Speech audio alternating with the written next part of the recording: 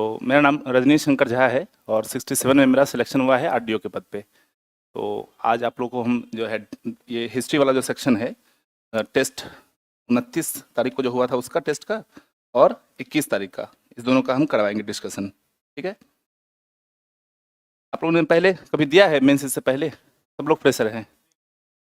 कौन सा मेंस दिए थे? 67 वाला। क्या हुआ था उसमें? ऑप्शनों की कौन सा ऑप्शन था? केमिस्ट्री ऑप्शन था। चलिए कोई बात नहीं। देखिए, आंसर राइटिंग जो है, आप लोग कुछ ना कुछ लिखे ही होंगे, टेस्ट दिए ऑब्वियसली, तो कुछ ना कुछ लिखे ही होंगे।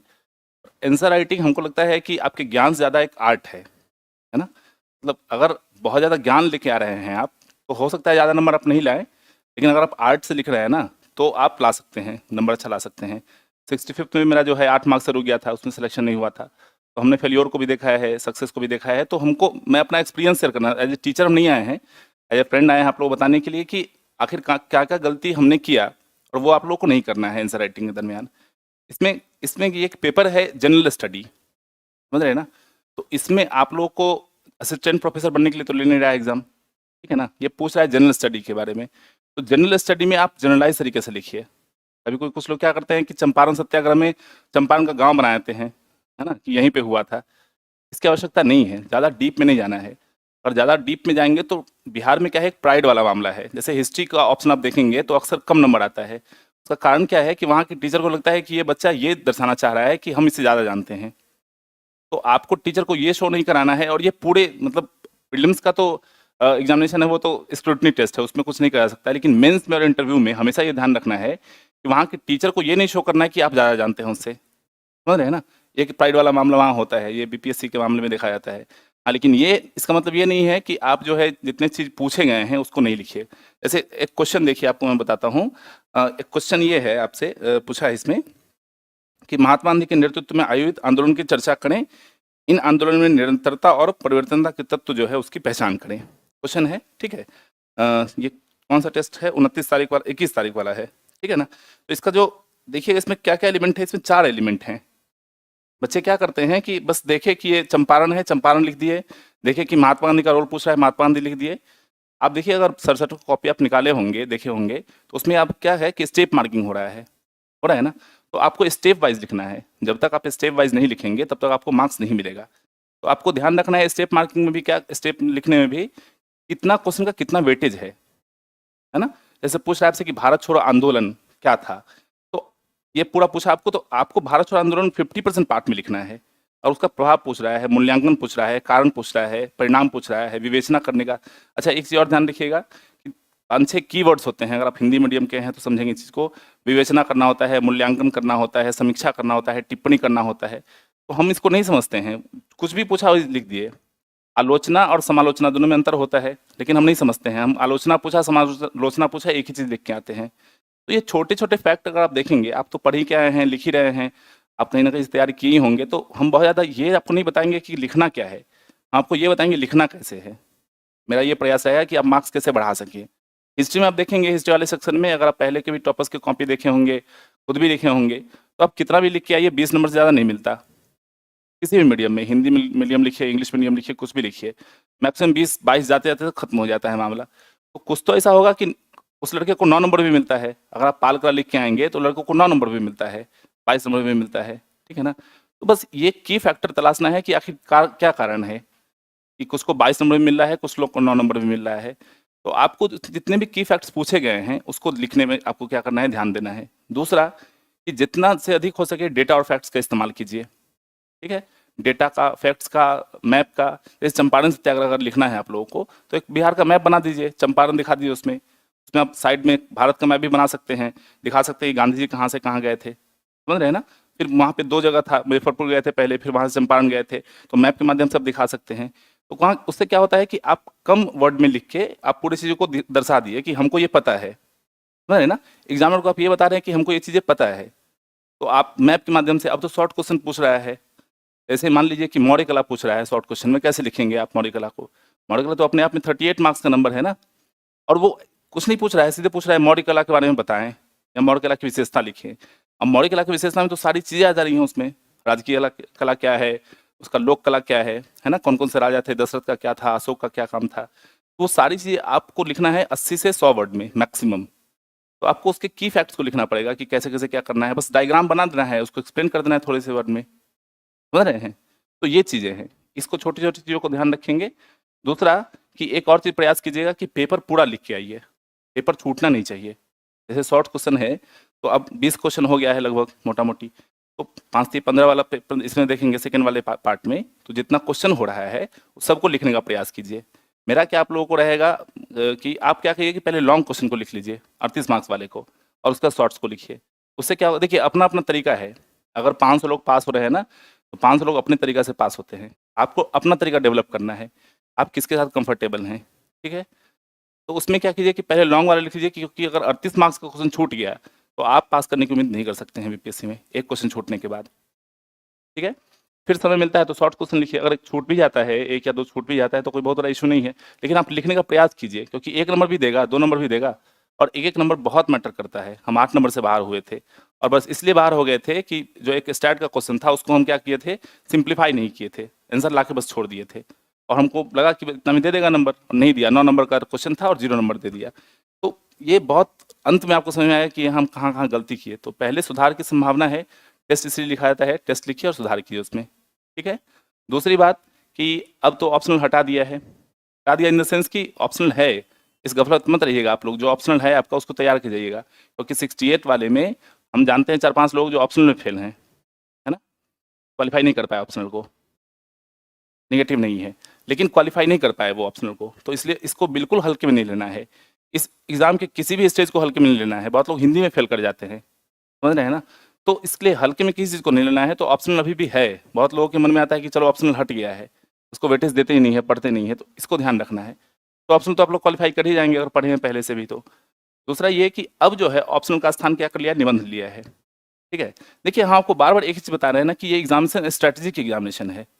जैसे अगर आप क्रिकेट में इंटरेस्ट रखते हैं, तो रोहित शर्मा अगर खिलाड़ी है, तो उसको टेस्ट भी खेलना है, वनडे भी खेलना है, टी20 भी खेलना है। लेकिन तीनों फॉर्मेट का अलग-अलग शेड्यूल है ना। अगर वो टी20 को टेस्ट की तरह से खेलेगा, तो फिर तो फेल कर जाएगा उसमें, हार जाएगा मैच वो। तो आपको खेलने आना चाहिए। एग्ज़ामिनेशन में खेलना कैसे है? जैसे मान लीजिए कि अगर आपसे पूछता है 1857, ये क्वेश्चन मार्क्स दे दिया। ये क्वेश्चन जो है आपका, ये प्रीलिम्स का भी है, मेंस का भी है और इंटरव्यू का भी है, तीनों क्वेश्चन है। तो यहाँ से अब 87 में आपको 4 ऑप्शन दे देता है, ठीक है ना? 1, 2, 3, 4 बस आपको टिक करना है।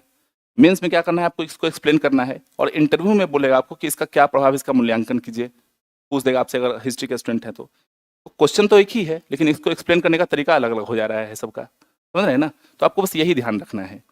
तो अब क्या है, डिसाइडर फैक्टर क्या हो गया है आपका, निबंध, 300 मार्क्स का है, और दूसरा स्टैट, समझ रहे हैं? 72 मार्क्स का जो स्टैट है, वो हमेशा से डिसाइडर रहा है। अगर आप 72 में 72 सही कर लेते हैं, इवन दो 60 भी सही कर लेते हैं, तो आपका मेंस कॉलिंग हो जाएगा। अगर आपका जीएस ठीक-ठाक है, तो मेंस कॉलिंग हो जाएगा। अगर आप स्टैट गलत होता है ना, तो फिर बहुत समस्या हो जाती है। और स्टैट एक ऐसा चीज़ है जो आपको रैंक बहुत ऊपर से नीचे कर सकता है। तो स्टैट को बहुत अच्छे तरीके से बनाइए आप। और बाकी हिस्ट्री वगैरह में आप जितना भी लिखेंगे नंबर उतना ही देगा, बस थोड़ी-थोड़ी चीज़ों को ध्यान रखना है। देखिए, नहीं देखिए, पेज भरने का कोई कॉन्सेप्ट नहीं है। हमने ऐसे स्टूडेंट को भी देखा है जो 22 पेज भी लिख के आया है, उसको बढ़िया मार्क्स मिला है, और बहुत लोग ऐसे भी जो 36 पेज भी भर के आए हैं। देखिए, ये यूनिवर्सिटी का एग्ज़ाम नहीं है। यूनिवर्सिटी के एग्ज़ाम में क्या है कि हम गाना भी लिख के चले आ रहे हैं, पास हो जा रहे हैं, समझ रहे हैं ना? तो अब उसका एग्ज़ाम नहीं है, यहाँ पे एक-एक लाइन चेक होता है, एक-एक चीज़ चेक होती है। अगर आप 1917 के जगह पे 1917 की जगह पे अगर 1916 लिख देते हैं ना, तो वो गोल घेर देगा चंपारण सत्याग्रह में, और ये चीज़ यूनिवर्सिटी में नहीं होता। है ना? तो आप ये ध्यान रखिए कि हमको पेज नहीं भरना है, कंटेंट भरना है। समझ रहे हैं ना? अगर आप एक पेज में लिख के चले आए हैं किसी क्वेश्चन को, किसी करंट के इश्यू को, जैसे मान लीजिए आपसे पूछ दिया इज़राइल हमास इसका क्या प्रभाव है, इंडिया पे क्या इम्पैक्ट पड़ेगा, बस इतना ही पूछ दिया आपसे कि इंडिया पे क्या इम्पैक्ट पड़ेगा, तो आप एक मैप बना दीजिए, और मैप के माध्यम से जो-जो इम्पैक्ट पड़ा उसको पॉइंट वाइज़ लिख दीजिए। और उसको 2 पेज में लिख के, मतलब इधर और इधर लिख के चले आ रहे हैं एक पन्ने में, तो भी मार्क्स मिल जाएगा आपको। लेकिन अब पूरा इतिहास लिखने लगे उसका कि कैसे-कैसे 1948 में क्या हुआ, कैसे लगे, कैसे यहूदी आए, कैसे क्या हुआ, कैसे बाल्कन प्रभाव था। तो इसका मतलब ये नहीं है कि आपको ज़्यादा नंबर दे देगा। पेज नहीं भरना है हमको, कंटेंट भरना है।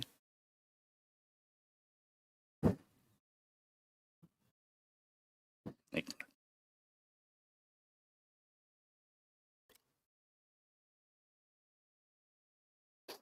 उसमें 80 से 100 वर्ड आपको लिखना है।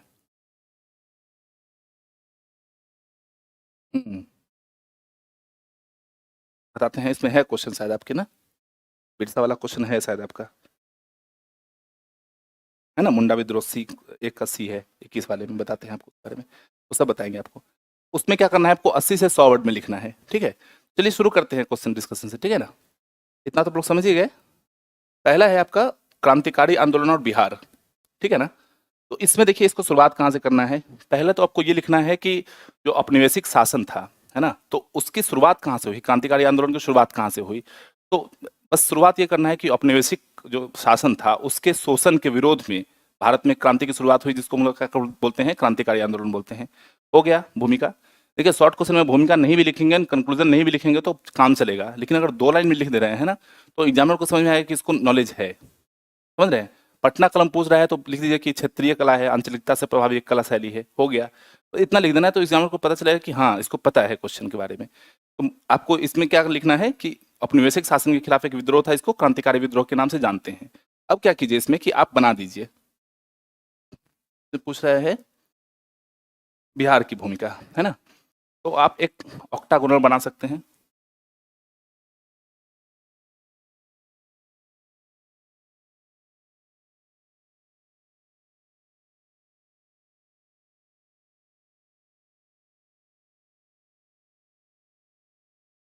बताइए, ये बिहार की जो क्रांतिकारी आंदोलन था वो कहाँ से शुरुआत मानते हैं आप। 1857 से मान सकते हैं, ठीक है। तो ये आप एक स्ट्रक्चर बना दिए, आपको बस इसी को एक्सप्लेन करना है, शॉर्ट क्वेश्चन में कुछ नहीं करना है आपको। ये बना दिए, फिर चंपारण लिख दीजिए। उसके बाद कौन है बताइए।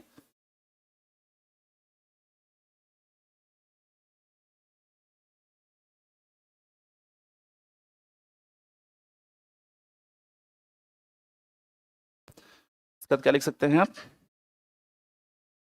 अच्छा, इसको पहले छोड़ दीजिए, इसको पहले लिखिए किसान आंदोलन।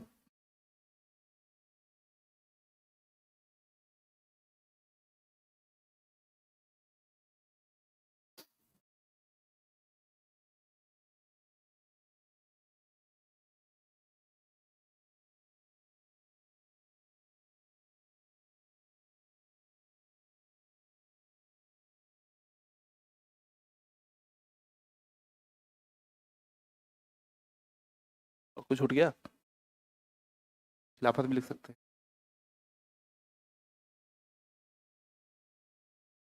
ठीक है। तो आपसे पूछ रहा है,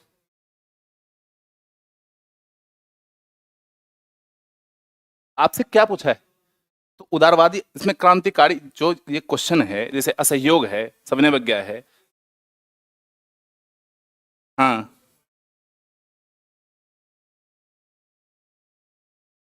उसमें आप इसमें इसको इसको एक्सप्लेन करना है आपको। ये जो देखिए इसमें क्या पूछ रहा है, आपसे पूछने का, देखिए उदारवाद इसमें क्लियर तो नहीं किया है ना।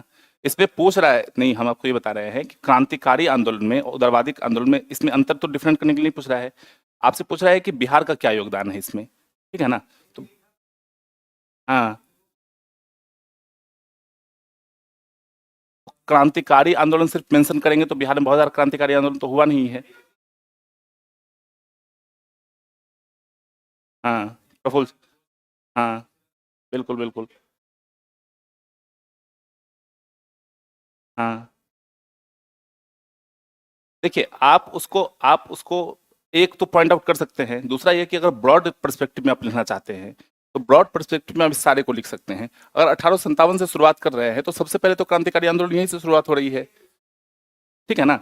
तो सारे ये शुरुआत यहाँ से हो रहा है। अगर आप ब्रॉड पर्सपेक्टिव में देखेंगे तो यहाँ ये सारी चीज़ को आप मेंशन कर सकते हैं। मेंशन करने से क्या होगा ना कि उसको ये पता है कि ये सारी चीज़ को आप लिख रहे हैं, सारी चीज़ को एक्सप्लेन कर रहे हैं। उसके बाद सारी चीज़ों को एक्सप्लेन कीजिए, आपको जो जो पता है उसको एक्सप्लेन कर सकते हैं। बस वही तो बोल रहे हैं ना कि इसलिए आप इसको बना दीजिए एक मैप को, यहाँ पे एक डायग्राम को। हम्म,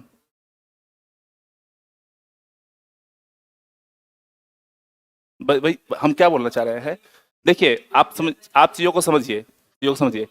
क्रांतिकारी आंदोलन, देखिए दो दो दल था अपने यहाँ, एक उदारवाद था एक उग्रवाद था। दोनों का मीन्स क्या था, क्या था मीन्स दोनों का। देखिए एक चीज होता है कि गांधी जो है, आप ये क्वेश्चन इसमें है भी कि गांधी जो है शुरू से अहिंसा के पुजारी रहे, अंत में क्या बोलते हैं जाके, डू और डाई। ठीक है ना। तो मीन्स क्या है, मीन्स उन्होंने क्यों बोला कि हमको जो मीन्स प्राप्त करना है उसके लिए हमारे पास ये अंतिम हथियार है, समझ रहे हैं ना। तो आप इसको बाइफरकेट करने से बढ़िया है कि ये इसका परिणति क्या है कि हमको आज़ादी चाहिए। तो आज़ादी चाहिए, आज़ादी के लिए जो जो योगदान रहा बिहार का, देखिए बिहार का कंट्रीब्यूशन जो है वो प्राचीन भारत में रहा है, लेकिन मध्यकाल में रहा है, लेकिन आधुनिक भारत में खत्म हो गया है। आधुनिक भारत आते आते क्या हुआ है, बिहार का योगदान बहुत ही क्षीण हो गया है। क्यों? क्योंकि वहाँ के जो नेता थे वो बिहार के नेता थे, राजेंद्र प्रसाद बिहार के नेता थे, ब्रजकिशोर प्रसाद थे, लेकिन वो बिहार के लिए काम नहीं कर रहे थे, समझ रहे हैं ना। वो बिहार पे अंदर उनको क्या कर रहे थे, आंदोलित नहीं कर रहे थे, वो जाके बिहार से बाहर काम कर रहे थे, वो जाके साउथ में जाके काम कर रहे थे, वो गांधी के साथ मिलकर काम कर रहे थे। तो आपको क्या करना है इसमें कि आपको ये देखना है, आपको ये देखना है कि इसका एंड क्या है, मीन्स के साथ साथ हमको एंड क्या है इसको देखना है। तो एंड में आप क्या कर सकते हैं ना, कि सारे को कंक्लूड करते हुए इसको लेके लिख सकते हैं, और इसमें जो चीज़ें हुई हैं उसको लिख दीजिए, पॉइंट आउट करते जाइए, इसमें इसको एक्सप्लेन कर दीजिए यहाँ पे क्या क्या है जो चीज़। ये चल नहीं रहा है क्या? ठीक है, तो इसको यहाँ पे जाके इसको पॉइंट आउट करके यहाँ पे लिख दीजिए, आपको एक्सप्लेन करने की जरूरत नहीं है। यहाँ पे क्या करिए कि इसको पॉइंट करके इसमें जो लोग हैं इसमें शामिल है, इसमें जो लोग शामिल हैं लिख दीजिए, समझ रहे हैं ना। तो इसको ऐसे करके कंक्लूड कर देना है इस चैप्टर को, ठीक है। हाँ, आपको इसी चीज को क्लियर किए हैं ना, आपको यही बताए हैं। हाँ बिल्कुल, वो सारा कर सकते हैं। आपको यही बताया ना कि एंड क्या है, आपके सारे मीन्स का एंड ये है कि हमको स्वतंत्रता प्राप्ति करनी है।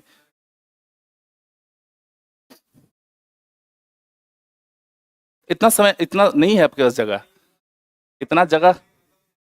हाँ, वो भी कर सकते हैं आप। इसमें दो पार्ट कर सकते हैं, पृष्ठभूमि से शुरुआत करके इसको दो पार्ट में बांट के लिख सकते हैं, या इसका ऑक्टागोन बना सकते हैं, हेक्सागोन बना सकते हैं, ठीक है ना। हाँ देखिए, आपसे आपको आपको एक चीज बताएं, जो कॉपी आपकी चेक होके जा रही है, आपको सर कुछ दिन पहले सर के क्लास हम देख रहे थे, उसमें सर बताए थे कि वो अल्टीमेट नहीं है। अल्टीमेट आपको वहां देना है एग्जामिनेशन ना, तो यहाँ के मार्क्स से या यहाँ के कॉपी चेक से आप मतलब, ठीक है कॉपी चेक हो रहा है, अच्छी बात हो रही है, लेकिन इसका मतलब ये नहीं कि यही कंक्लूडेड है, समझ रहे हैं ना। जो चीजें हैं वो चीजों को आप भी समझ रहे हैं। मेन है कि आपका जो क्वेश्चन का पूछने का जो प्रारूप है वो पूरा हो रहा है कि नहीं हो रहा है, इसको ध्यान रखना है, समझ रहे हैं ना। वो पूरा प्रारूप आप लिख के आइए, ठीक है। दूसरा क्वेश्चन देखते हैं, दूसरा क्वेश्चन क्या है, आज़ादी के दौरान बिहार में महिलाओं और छात्रों की भूमिका। ठीक है, इसमें क्या करना है, वो कुछ नहीं करना है, यहाँ पे लिख दीजिए महिलाओं की भूमिका।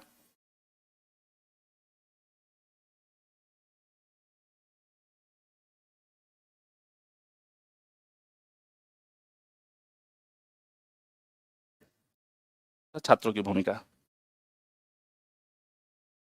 ठीक है। अब इसको क्या कर सकते हैं, ये क्वेश्चन 38 नंबर का भी है, ये क्वेश्चन आपका 8 नंबर का भी है, ठीक है ना। इसमें क्या करना है कि आपको शुरुआत वैसे ही करना है कि आज़ादी के जो स्वतंत्रता संग्राम थे उसमें महिलाओं ने और छात्रों ने बढ़ चढ़ के हिस्सा लिया है, ठीक है। ये करके आपको यहाँ से शुरू करना है कि बिहार में महिलाओं की क्या भूमिका रही है, छात्रों की क्या भूमिका रही है। फिर यहाँ से क्या कर सकते हैं कि महिला की भूमिका में आप क्या कर सकते हैं कि बस आप बना दीजिए हेक्सागोनल, और जो जो हैं जैसे प्रभावती देवी हैं, भगवती देवी हैं, उनका क्या योगदान है, सुजीता सेन का क्या योगदान रहा है, श्री कृष्ण सिंह के साथ मिलकर क्या किए, तो उसको छोटा सा पॉइंट में कंक्लूड कर देना है, ठीक है। छात्रों की भूमिका देखेंगे तो नौजवान संगठन का जो गठन हुआ, सदाकत आश्रम, उनका क्या योगदान था, मजदूर हक क्या कर रहे थे, उसको लिख दीजिए। और एक चीज ध्यान रखिए कि इस तरह क्वेश्चन में फैक्ट बहुत जरूरी है आपके पास होना, है ना। जैसे 7 शहीद जो है, आपको नाम याद है उनका? हम्म, है ना। 7 जो शहीद हुए थे उनका नाम याद है? हाँ, 11 अगस्त 1942। नहीं नहीं नहीं, हाँ हाँ हाँ, नहीं नहीं, आप गलत बोल रहे हैं। 11 अगस्त 1942 सचिवालय कांड जो हुआ था, हाँ, तो उसमें 7 लोग थे। हम्म, उमेश कुमार, आप सर्च कीजिए गूगल में, है उमेश कुमार, देखिए उसमें 7 लोग थे। उसका एक ट्रिक आपको बताते हैं याद करने का, नहीं मिश्रा नहीं है, जगपति कुमार, है ना, देवीपत चौधरी और सतीश प्रसाद झा थे, मिश्रा नहीं थे, ठीक है। ये 3 हुए एक्स्ट्रा, 4 सिंह थे, है ना। तो आपको ट्रिक बताते हैं, याद रहेगा उसका, आप लोग याद कर सकते हैं। और ये फैक्ट आपको जाके लिखना है, क्योंकि ये फैक्ट लिखने का ना क्योंकि लोग नहीं लिखते हैं, नंबर नहीं मिलता है, आपको क्या करना है, इस फैक्ट को लिख के आना है। क्या ट्रिक है, एक है उमाकांत प्रसाद सिंह, 4 सिंह हैं। पहला है उमाकांत प्रसाद सिंह, दूसरा है राजेंद्र सिंह, तो राजेंद्र बाबू हैं, उनके नाम से आपको याद रहेगा। तीसरा है राम गोविंद सिंह और तीसरा है शायद राम जतन सिंह या कोई हैं, देख लीजिएगा आप एक बार, है ना। तो ये चारों सिंह हैं, ये चारों सिंह हैं, ठीक है। और उसके बाद क्या है, एक देवीपत चौधरी हैं, एक जगपति कुमार हैं और एक सतीश प्रसाद झा है, ठीक है। तो ये 4 सिंह आप पहले याद कर लीजिएगा, बाकी 3 याद कर लीजिएगा, ठीक है ना। तो ये बहुत मतलब इस तरह के फैक्चुअल चीज़ों को आप लिखेंगे तो लिख दीजिए कि छात्रों की सबसे बड़ी भूमिका ये नहीं थी, और ये क्या किया था कि क्विट इंडिया मूवमेंट में क्या किया था कि ये आके समान काम किया था और ये हमको परिणति मतलब आज़ादी के दिलाने में बहुत बड़ा योगदान था इनका, ठीक है। तो इस तरह से इसको कंक्लूड कर सकते हैं आप। फैक्ट लिखने का पूरा प्रयास की, जितना फैक्ट आपको पता है पेपर 1 में यहाँ से लिखिए फैक्ट को, पेपर 2 में आप लोग को पता नहीं, अब तो टाइम नहीं है, लेकिन पता नहीं आप लोग किए कि नहीं, आर्थिक समीक्षा बजट तैयार किए हैं आप लोग, तैयार किए हैं दोनों, बिहार का इंडिया का दोनों का। हाँ, तो उसके जितने भी फैक्ट हैं उसको लिखिए। जैसे पूछ दिया आपकी स्वास्थ्य सूचकांक पूछा था ना 67वीं में, तो उसमें क्या करना है आपको, उसमें जितने फैक्ट हैं उसमें डाल दीजिए बिहार में क्या क्या लैक है। एक चीज़ और ध्यान रखिएगा कि अगर कोई क्वेश्चन समस्या वाला पूछे ना तो उसका समाधान नीचे जरूर लिखिए, भले वो पूछे ना पूछे, उसके साथ नीचे समाधान लिख लीजिए कि बिहार सरकार इसके लिए ये कर रही है, भारत सरकार इसके लिए ये कर रही है। निबंध में इस बात का आप ध्यान रखिएगा, अगर कोई क्वेश्चन पूछता है उसमें अगर ब्रॉड पर्सपेक्टिव भी है तो उसमें बिहार के बारे में लिख दीजिए कि बिहार में ये चीज़ें थी, इस तरह की घटना हुई थी, इस तरह का उसका जो है कंट्रीब्यूशन रहा था, क्योंकि ये एग्जाम अल्टीमेटली बिहार का है, तो उसको एग्जामिनर को पता होना चाहिए कि इसको बिहार के बारे में पता है, भले आप बिहार से है नहीं है मैटर नहीं करता है, समझ रहे हैं। तीसरा देखते हैं क्वेश्चन क्या है, बिहार में किसान आंदोलन और सहजानंद सरस्वती की भूमिका। अब इसमें क्या करते हैं लड़के कि देखिए किसान आंदोलन है, सिर्फ सहजानंद को लिख के चले आए, लेकिन इसमें पूछा है कि बिहार में जो कृषक आंदोलन हुए थे, और उसमें उसके बाद 2 क्वेश्चन है, इसमें ये शॉर्ट क्वेश्चन है लेकिन इसमें 2 क्वेश्चन पूछ दिया है, ठीक है। तो आप क्या करेंगे कि इसका शुरुआत क्या करेंगे कि बिहार में किसान आंदोलन की शुरुआत जो है यहाँ से मानी जा सकती है और इसमें इनका इनका योगदान था। कैसे इस पे लिखेंगे, तो सबसे पहले आप लिखेंगे कि श्री कृष्ण सिंह था जो बेड में जो साथ मिल के साथ किए थे, ठीक है, मुंगेर वाला। तो आप क्या कीजिए उसमें कि बिहार का मैप बना दीजिए पहला, मेरा मैप बना के बहुत गंदा है एक्सपीरियंस, आप लोग देख लीजिएगा, ठीक है ना। हाँ, तो यहाँ पे चंपारण है एक, आप दिखा सकते हैं, ठीक है। फिर क्या कर सकते हैं आप कि मोहम्मद जुबैर का कृष्ण सिंह का था मुंगेर वाला, आप दिखा सकते हैं। उसके बाद क्या दिखा सकते हैं आप, एक दरभंगा वाला था, कौन थे, स्वामी विद्यानंद, ठीक है। कब हुआ था, 1919 से 1920, ठीक है, ये दिखा सकते हैं। तो 3 आपके पास हो गया, एक्स्ट्रा फैक्ट हो गया, इसको आप कंक्लूड कर दीजिए। और उसके बाद क्या किए कि स्वामी सदानंद की भूमिका कर दीजिए, ठीक है। उसकी शुरुआत कहाँ से करेंगे आप, उसमें 3 फैक्ट है, एक 1928, एक 1929 और एक 1900, ठीक है। तीनों फैक्ट को करेंगे। मैं बार बार यही बोल रहा हूँ कि फैक्ट डालिए, चीज़ों को लिखने से ज़्यादा है कि फैक्ट डालिए, ठीक है। उसके बाद क्या हुआ कि इस तीनों इसका क्या परिणति हुआ, इसको थोड़ा कंक्लूड कर दीजिए कि राष्ट्रीय आंदोलन में इसका क्या योगदान रहा, बस छोटा सा उसको ये बता देना है कि हमको पता है, समझ रहे हैं ना। उनको पता है, उनको पता होना चाहिए कि आपको इसके बारे में पूरा चीज़ पता है। तो 2 पार्ट हुआ इसका, एक पार्ट में आप इस तीनों को बना दीजिए और एक पार्ट में क्या कर दीजिए, कर दीजिए, समझ गए। इस क्वेश्चन को ऐसे लिख देना है। नेक्स्ट क्या है आपका, कर्पूरी ठाकुर का सामाजिक न्याय के लिए प्रयास। ये देखिए एब्स्ट्रैक्ट क्वेश्चन है, अभी तक इस तरह क्वेश्चन बीपीएससी में नहीं पूछा गया है, संभावना है कि पूछा जा सके, लेकिन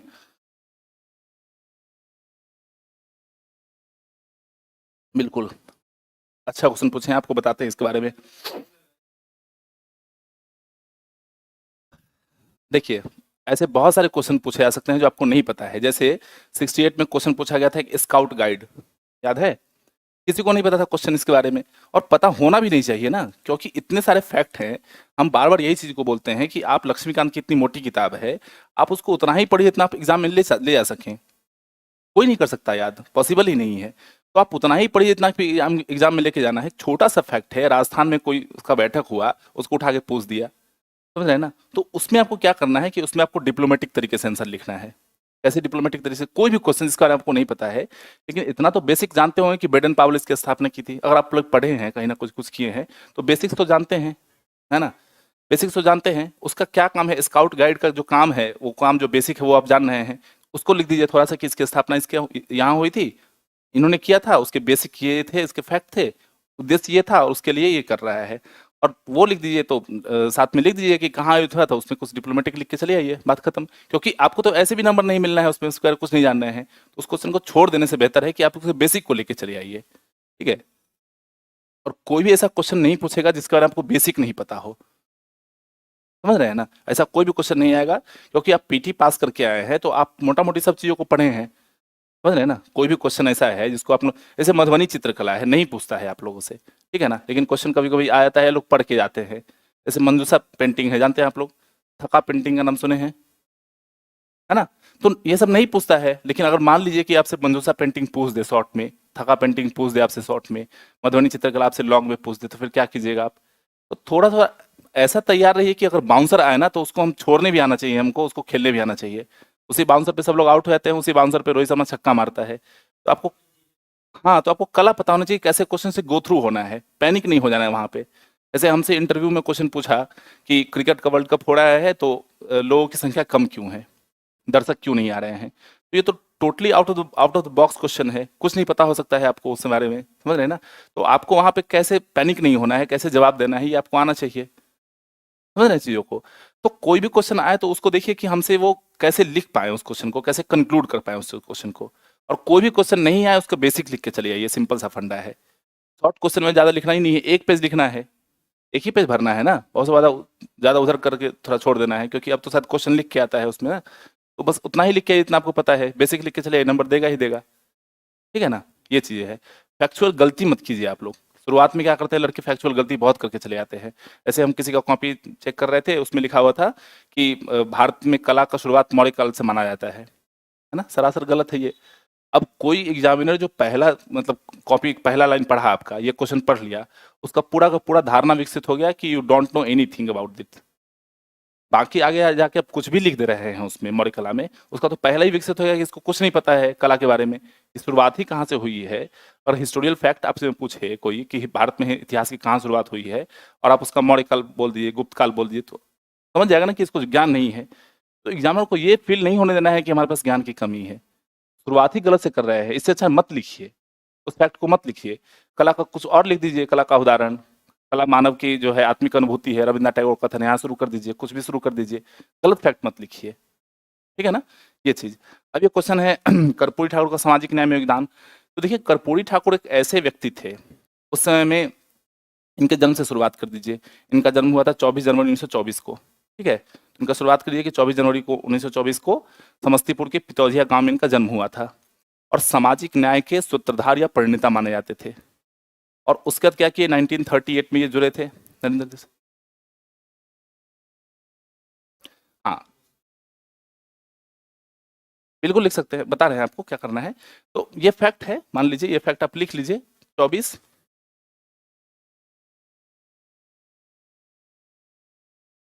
1924 को हुई थी, ठीक है, इनका जन्म हुआ था। तो ये फैक्ट है, आप इसको लिख सकते हैं, उसको याद कर सकते हैं।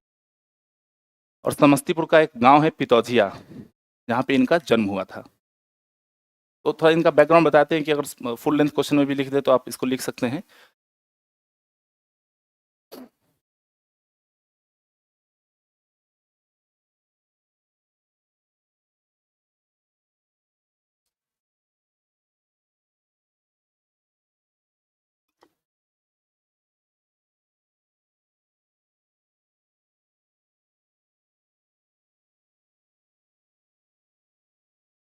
हम्म,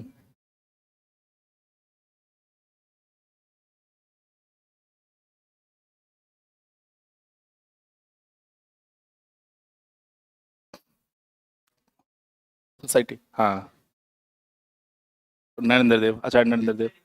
बिल्कुल, आप देखिए, you can start with anything, जो आपको मन कर रहा है वहां से स्टार्ट कर सकते हैं। किसी चीज का फॉर्मेट नहीं है, ठीक है ना। लेकिन क्या कीजिएगा कि यहाँ से स्टार्ट कीजिएगा, फैक्ट से स्टार्ट कर दिए ना।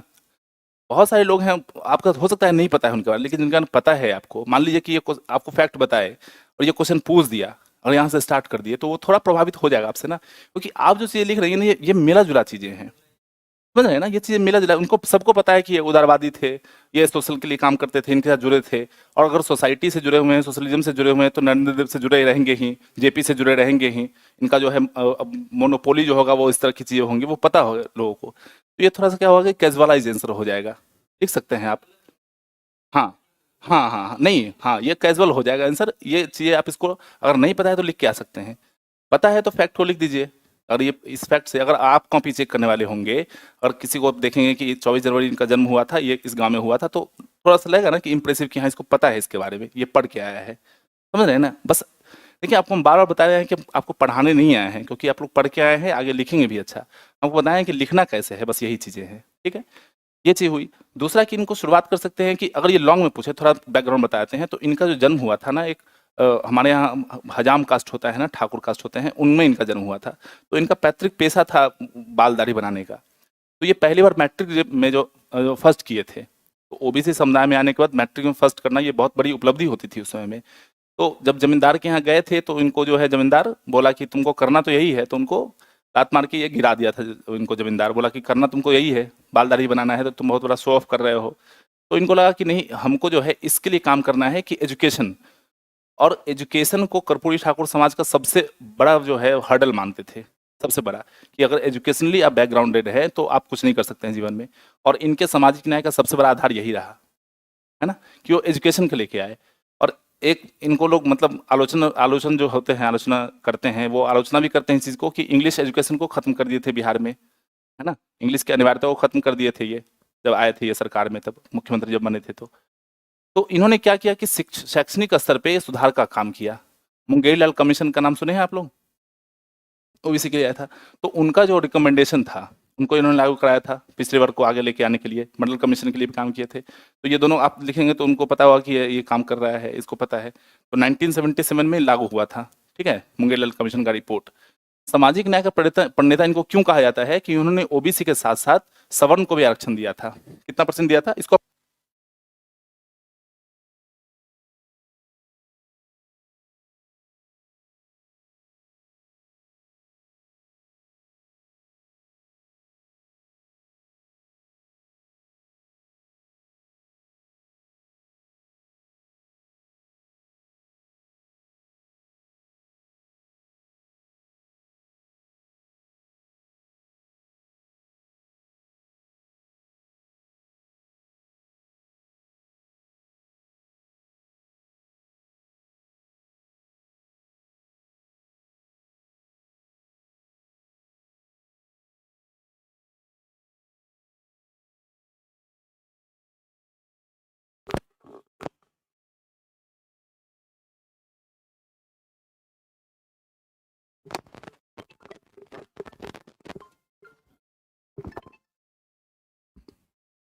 Hello hello.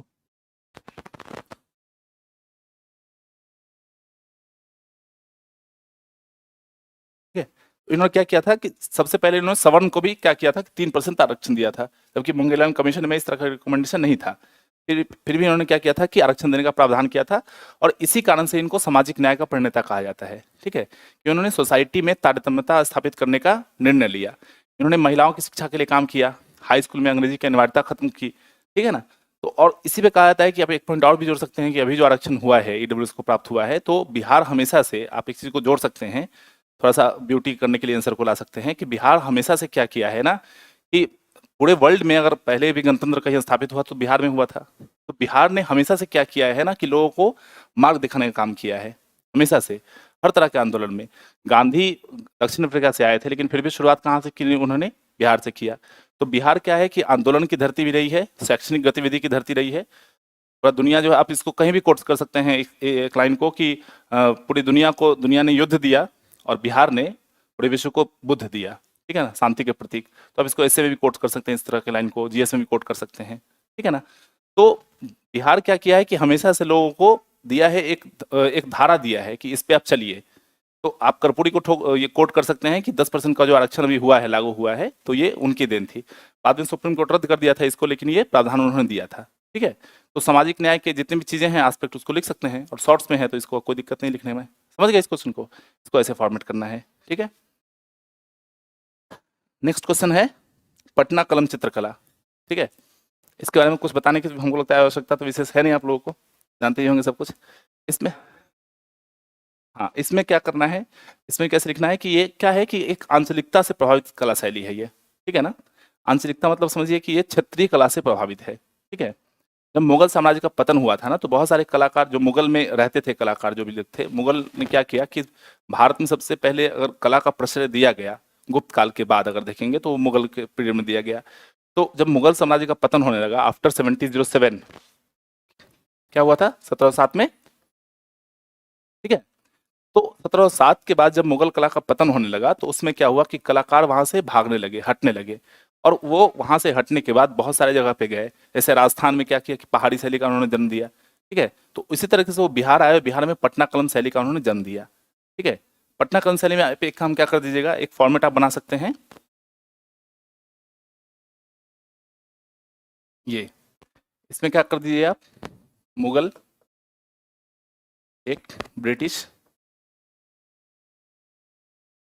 और एक क्षत्रिय, और ये है आपका पटना कलम।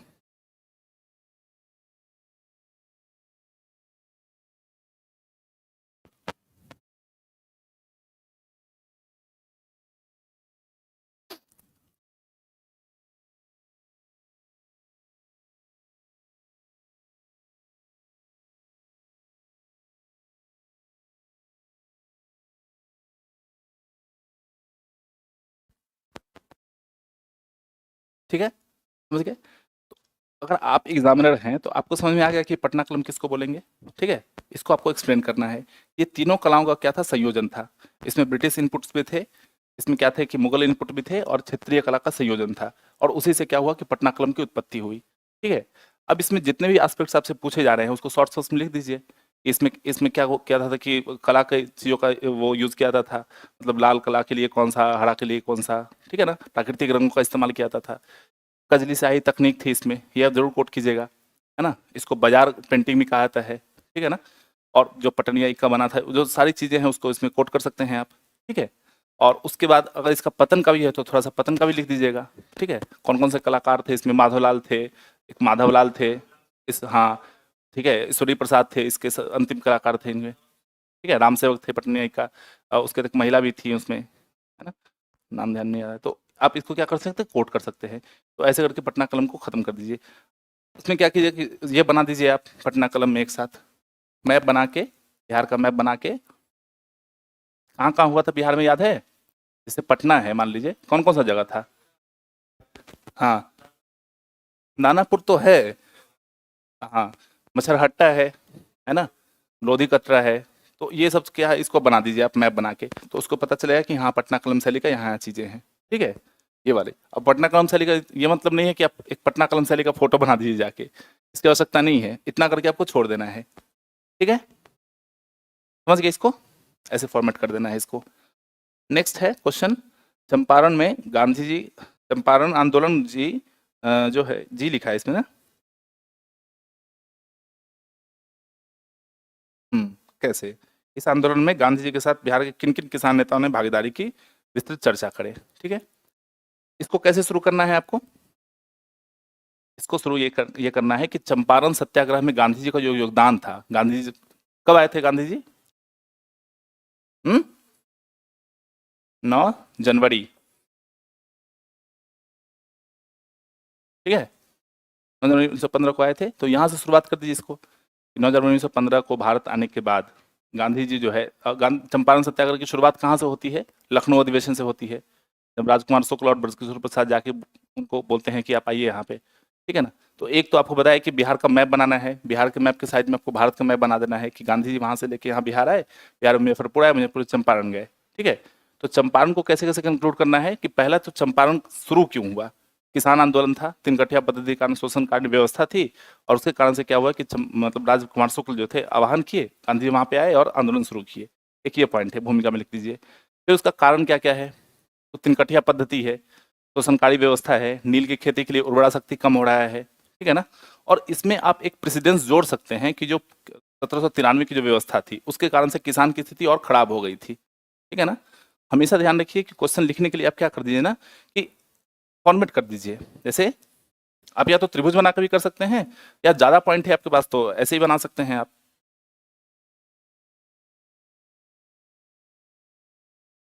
ये बना दीजिए आप। एक लिख दीजिए आप सामाजिक, कोई भी आंदोलन है इसको आप इस तरह से स्टार्ट कर सकते हैं, आर्थिक, राजनैतिक,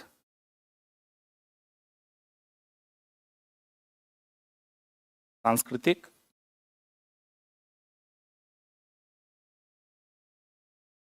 अन्य, और कुछ छूट गया? सामाजिक हो गया ना, तात्कालिक कारण। ठीक है, तो आप क्या कर सकते हैं, इसको फॉर्मेट कर दीजिए। कोई भी अगर आंदोलन क्वेश्चन पूछ रहा है आपसे, अगर भारत छोड़ो पूछा उसमें लिख दीजिए, सविनय अवज्ञा पूछा, असहयोग पूछा, कुछ भी पूछा, आप इसको फॉर्मेट कर दीजिए। बिरसा मुंडा पूछ रहा है, संथाल पूछ रहा है, तो एक फॉर्मेट करके इसको एक्सप्लेन कर दीजिए कि कौन कौन से कारण थे। ठीक है,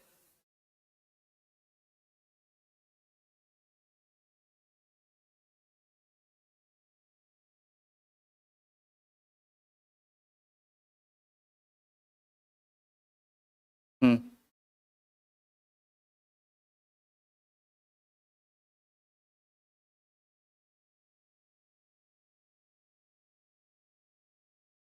सिर्फ गांधी के बारे में मत लिखिए। हाँ, गांधी के साथ साथ ये लिखिए कि ये स्वतंत्रता जो आंदोलन था, स्वतंत्रता संग्राम था, उसको उसके लिए एक निर्णायक मोड़ सिद्ध हुआ। तो ये जो उनका प्रयोग था, ठीक है ना, सत्य के साथ प्रयोग जो था वो उनका सफल रहा। और ये मास मूवमेंट में लोगों को ये बताने का प्रयास किया कि हम क्या कर सकते हैं ना, कि अंग्रेजों के खिलाफ लड़ सकते हैं। इससे पहले का क्या मूवमेंट था, 1970 से पहले लोगों को ये था कि अंग्रेज से हम नहीं जीत सकते।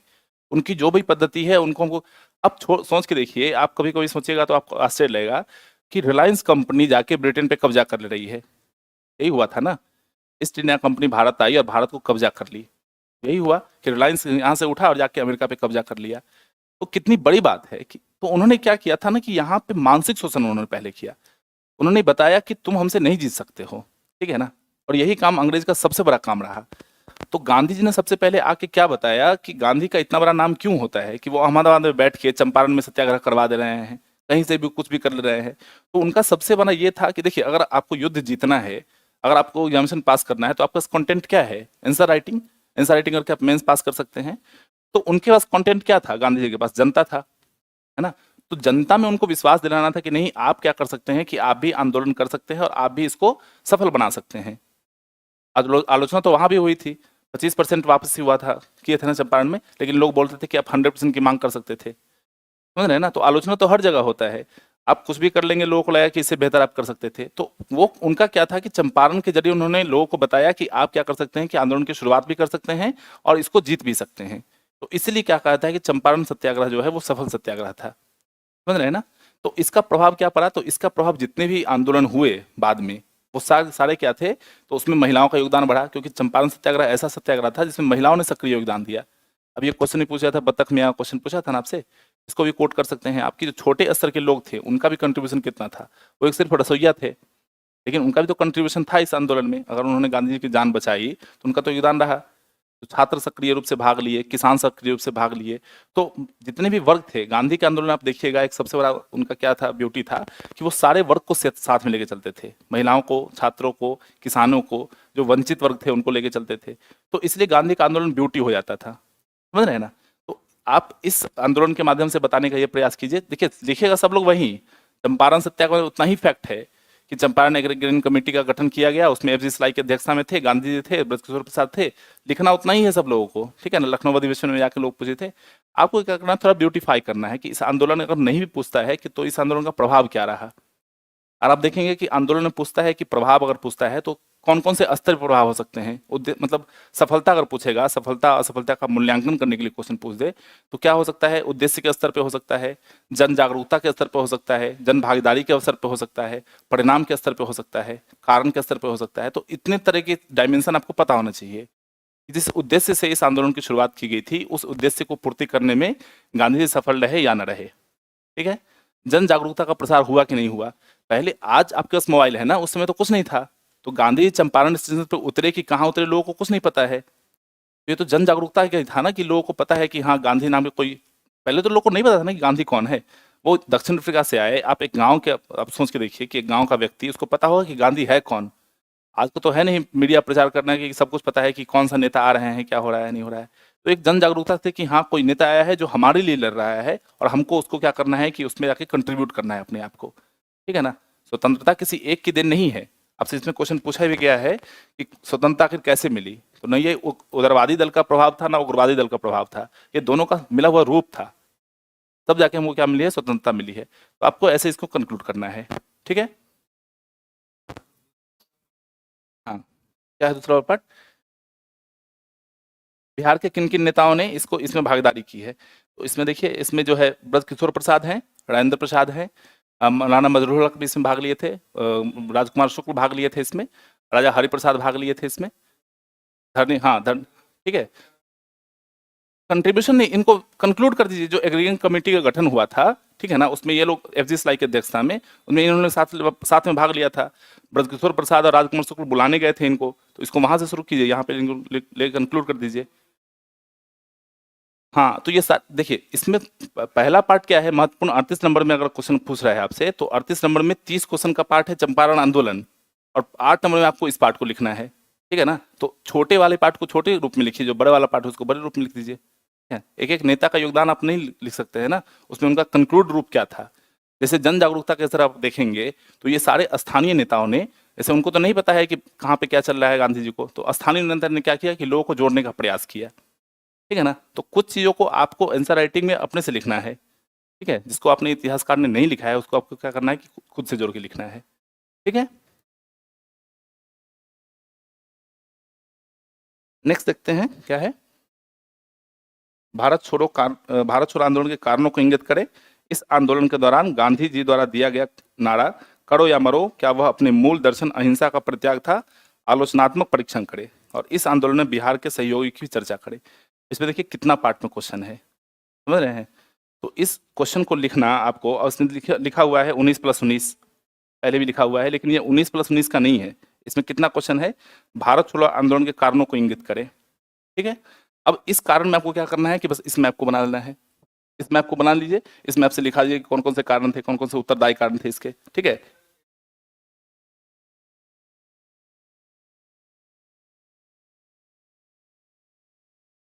देखिए इतना बड़ा, ये बड़ा है, 38 मार्क्स का क्वेश्चन है ना, ये शॉर्ट क्वेश्चन तो है नहीं कि वहीं पे आप कंक्लूड कर दीजिएगा।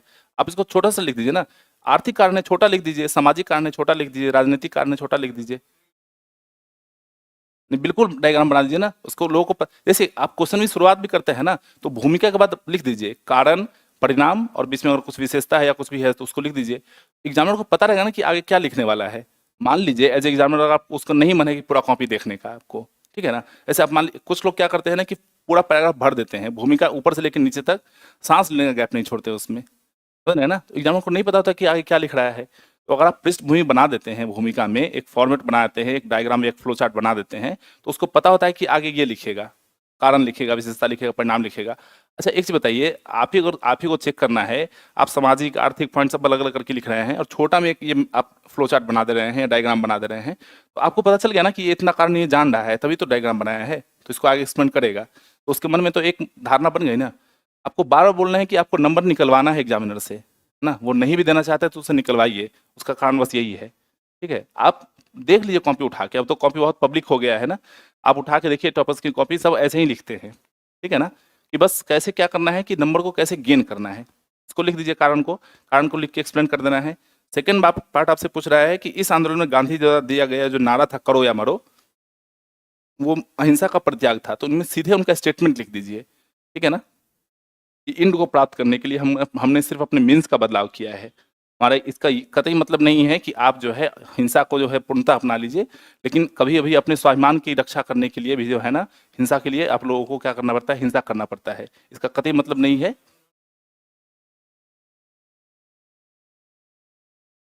हम्म, हाँ बस वही चीज़ है ना। तो इसको क्या करिए, कोट कर दीजिए, उसके लाइन को कोट करके उसको क्या कर दीजिए, घेर दीजिए। तो ये इससे क्या हो जाएगा कि उसको पता रहेगा कि हाँ ये कहना क्या चाह रहा है, समझ रहे हैं ना। और इसका छोटा सा जो है इसको एक्सप्लेन कर दीजिए, दो तीन पैराग्राफ पे एक्सप्लेन कर दीजिए, ठीक है। नेक्स्ट क्या करना है इसमें कि पूछ रहा है कि आलोचनात्मक परीक्षण कीजिए, है ना। तो वो आप हमेशा ध्यान रखिए कि एक क्या करने के लिए बोल रहा है क्वेश्चन में, इसको ध्यान नहीं रखेंगे क्वेश्चन से भटक जाएंगे आप। क्वेश्चन से भटकना नहीं है, किसी भी सूरत में क्वेश्चन से नहीं भटकना है, आपको जो पूछ रहा है उसको लिखने का प्रयास करना है। और लास्ट में पूछता है कि इस आंदोलन में बिहार के सहयोगी की चर्चा कीजिए, तो बिहार में जो जो लोग थे इसमें। अच्छा एक हमेशा ध्यान रखिएगा कि कोई भी आंदोलन पूछता है ना, इसमें अगर नहीं भी पूछे तो महिला का योगदान जरूर लिखिए आप लोग, ठीक है ना। महिला का योगदान इसमें कोई है आपको ध्यान में आ रहा है, अरुणा सफल थी, और उषा मेहता थी।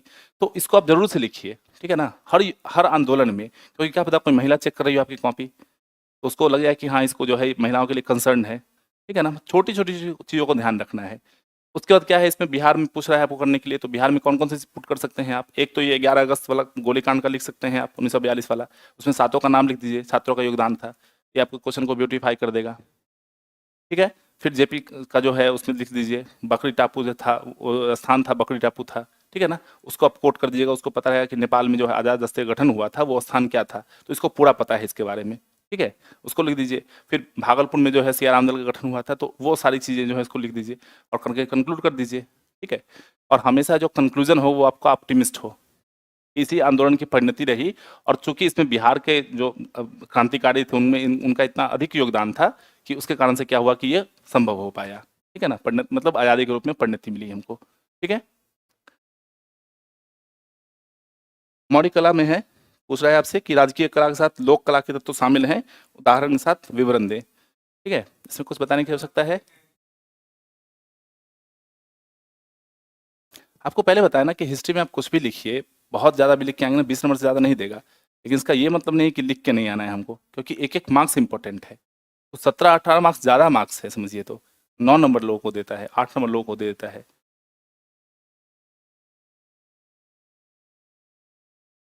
अब तो ट्रेंड ये है कि काट देता है क्वेश्चन को, काट के आपको 1 मार्क्स दे देगा, 0 मार्क्स दे देगा, ये भी कर रहा है बीपीएससी में। 66 वाले में एक लड़के का कॉपी देखे थे, उसका उसको काट दिया था, पूरे क्वेश्चन को काट दिया था, 38 मार्क्स के क्वेश्चन को, जबकि वो ठीक लिखा था, ठीक है, करंट अफेयर का क्वेश्चन था, उसको पूरा काट दिया। हाँ, है ना? तो वो काट देता है क्वेश्चन को, ठीक है? जबकि आप देखेंगे स्टैट वाले क्वेश्चन में भी स्टेप मार्किंग का प्रावधान है, लेकिन वो काट के सीधे 0 दे देता है। क्योंकि उसको पता है, बस वो देखता है कि आंसर सही आपका आया कि नहीं आया। आंसर देखा तो मार्क्स दे दिया, नहीं दिया तो उसको खत्म कर दिया। तो आंसर लाने का प्रयास कीजिएगा उसमें। तो इसमें क्या बोल रहा है आपसे, एक तो पहले कि मौर्य कला के बारे में आप लोगों को लिखना है। मौर्य कला में पता ही है, इसमें 3 तरह से लिख दीजिए, राजकीय कला लिख दीजिए, राजकीय कला में कौन-कौन से हैं? अशोक का जो है, राजा प्रसाद है, दशरथ का जो है गुहा विहार, वो सारी चीज़ कर दीजिए, स्तूप बना दीजिए, स्तंभ बना दीजिए, ठीक है?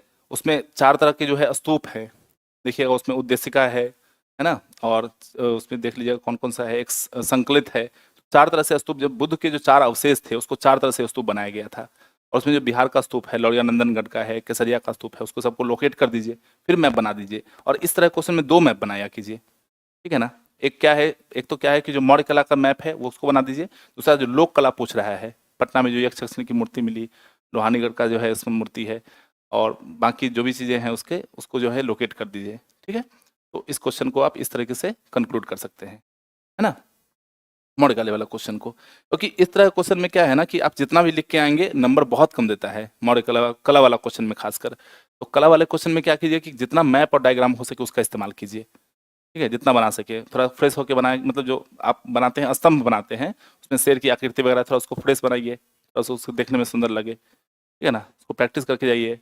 स्तूप को बनाइए तो उसमें तोरणद्वार जो है, प्रदक्षिणा पथ है, गुंबद है, जो यष्टि है, वो सारी चीज़ों को एक्सप्लेन कीजिए कम से कम कि कैसे है, मतलब लोकेट कीजिए कम से कम उसको, ठीक है ना, तो इससे क्या होगा कि उसको लगेगा कि ये आप जान रहे हैं, ठीक है। दूसरा वाला पार्ट शुरू करते हैं। 21 तारीख वाला क्वेश्चन निकाल लीजिए।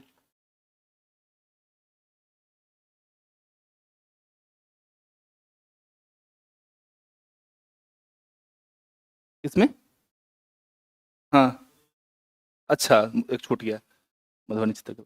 देखिए मधुबनी के बारे में आप क्या जानते हैं? मधुबनी आप लोग जानते हैं, मध्य बिहार में तो रहते हैं, जानते ही होंगे। मधुबनी का अर्थ क्या है? हुँ? हुँ? हाँ, गुड, शहद का जंगल, ठीक है ना? मधुबनी का अर्थ क्या होता है? शहद का जंगल होता है। तो मधुबनी जो है, कला जो है, उसका विकास हुआ था महासुंदरी देवी 1960 में, एक फैक्ट है, लिख लीजिए।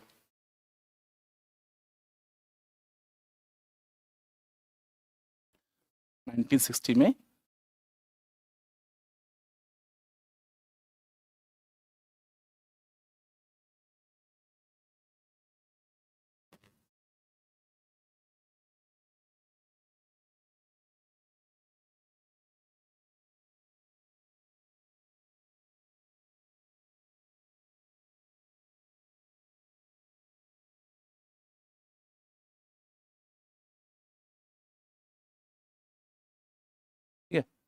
तो ये 1960 में इसकी शुरुआत होती है कहाँ से? महासुंदरी देवी ने क्या करती है, नींव रखती है।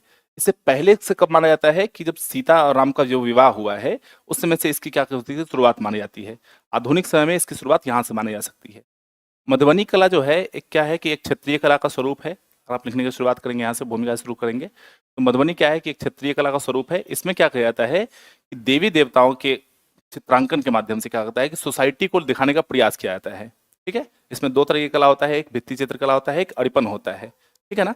तो उसमें क्या किया जाता है कि जो हमारे यहाँ त्योहार होते हैं, है ना, मिथिला क्षेत्र के जो त्योहार होते हैं, लोक त्योहार होते हैं, उसमें क्या किया जाता है कि उसमें उसको दर्शाने का प्रयास किया जाता है। जैसे जनेऊ हो गया हमारे यहाँ, मुंडन हो गया, विवाह हो गया, तो इसको दर्शाने का प्रयास किया जाता है। देखिए एब्स्ट्रैक्ट क्वेश्चन है, आज तक बीपीएससी नहीं पूछा है इसको, आप जाके देखेंगे तो ये पूछ दिया जाता है कि हो सकता है कभी लॉन्ग क्वेश्चन में तो इसको कभी नहीं पूछेगा आपसे। ठीक है, पूछेगा तो शॉर्ट में पूछेगा, हाँ शॉर्ट में ही पूछेगा। तो इसको ऐसे करके कंक्लूड कर देना है। उसमें बउआ देवी हैं, महासुंदरी देवी हैं, एक पासवान है, कौन मेल है, उसमें मेल भी है, इसमें लिख दीजिएगा। हाँ हाँ, उसमें तो बहुत महिलाएं तो बहुत है, मेल मेल है, एक पासवान है, कौन उनका नाम देख लीजिएगा आप लोग, तो वो भी है, क्योंकि ये जो है ना महिलाओं का कला है मेनली, लेकिन इसमें एक मेल भी है। उसके बाद पूछ रहा है इसमें कि वर्तमान में क्या क्या हो रहा है। तो जापान में एक फेस्टिवल का आयोजन किया गया था, है ना, वहाँ पे भी क्या हुआ है, वहाँ पे क्या क्या मधुबनी चित्रकला का प्रदर्शन किया गया है। एक संपर्क क्रांति, बिहार की ट्रेन चलती है ना, तो बिहार की ट्रेन चलती है, उसमें पूरा का पूरा मधुबनी पेंटिंग लगाया गया है। ठीक है ना। मिथिला हाट की जो स्थापना की गई है, तो मिथिला हाट में क्या किया कि मधुबनी पेंटिंग का पूरा बढ़ावा दिया गया है। मधुबनी पेंटिंग के लिए अलग से पटना में संस्थान की स्थापना की गई है। जो रिसेंट विकास है, कॉफी मग टेबल का जो है विकास किया गया है। ठीक है ना। बिहार संग्रहालय में मधुबनी पेंटिंग के लिए अलग से संग्रहालय का स्थापना, उसका मतलब एक कोने का इस्तेमाल किया गया है। तो ये सारे जो रिसेंट विकास हैं उसके लिए आप क्या कर सकते हैं, इसमें दे सकते हैं इसका योगदान। ठीक है, तो शॉर्ट में इसको करके कंक्लूड कर सकते हैं। ठीक है,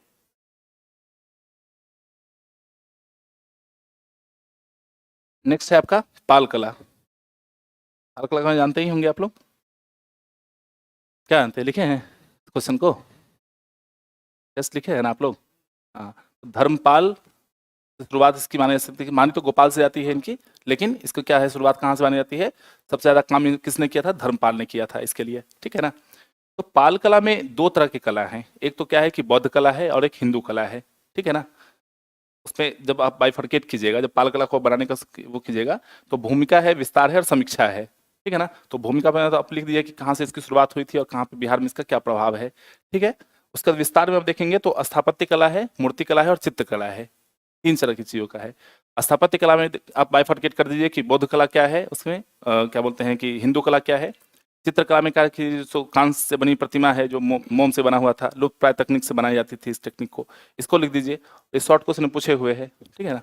अच्छा, एक चीज ध्यान रखिएगा कला वाले सेक्शन में कि पिछले बार 68 दिए थे आप लोग को, याद नहीं, 68 दिए थे, नहीं दिए थे, कौन सा क्वेश्चन पूछा था कला से?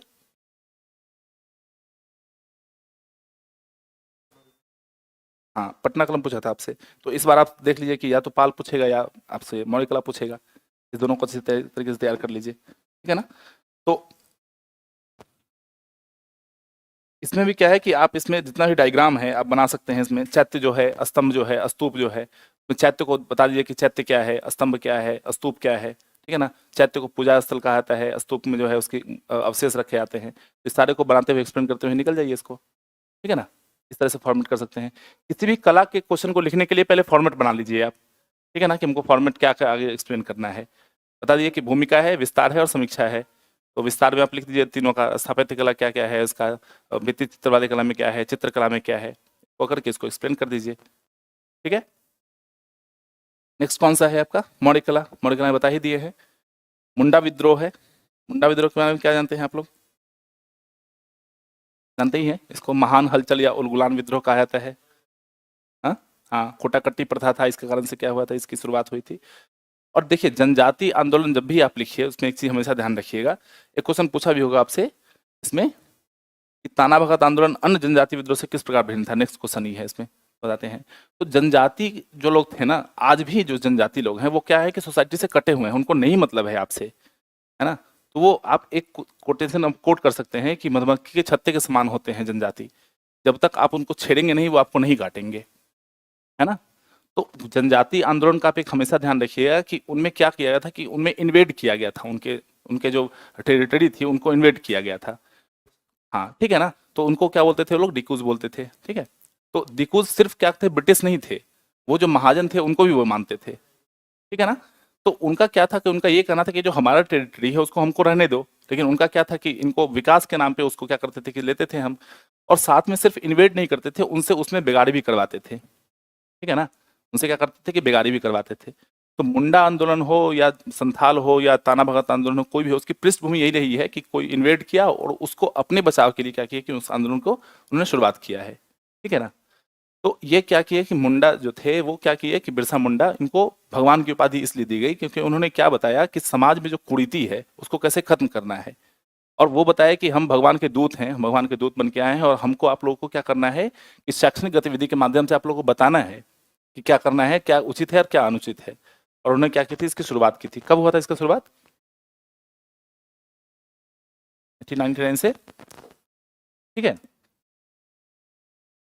तो इसमें भी क्या कर सकते हैं आप, इस अगर इसको आप लॉन्ग क्वेश्चन में पूछे तब भी लिख सकते हैं, शॉर्ट क्वेश्चन में पूछे तब भी लिख सकते हैं। कैसे?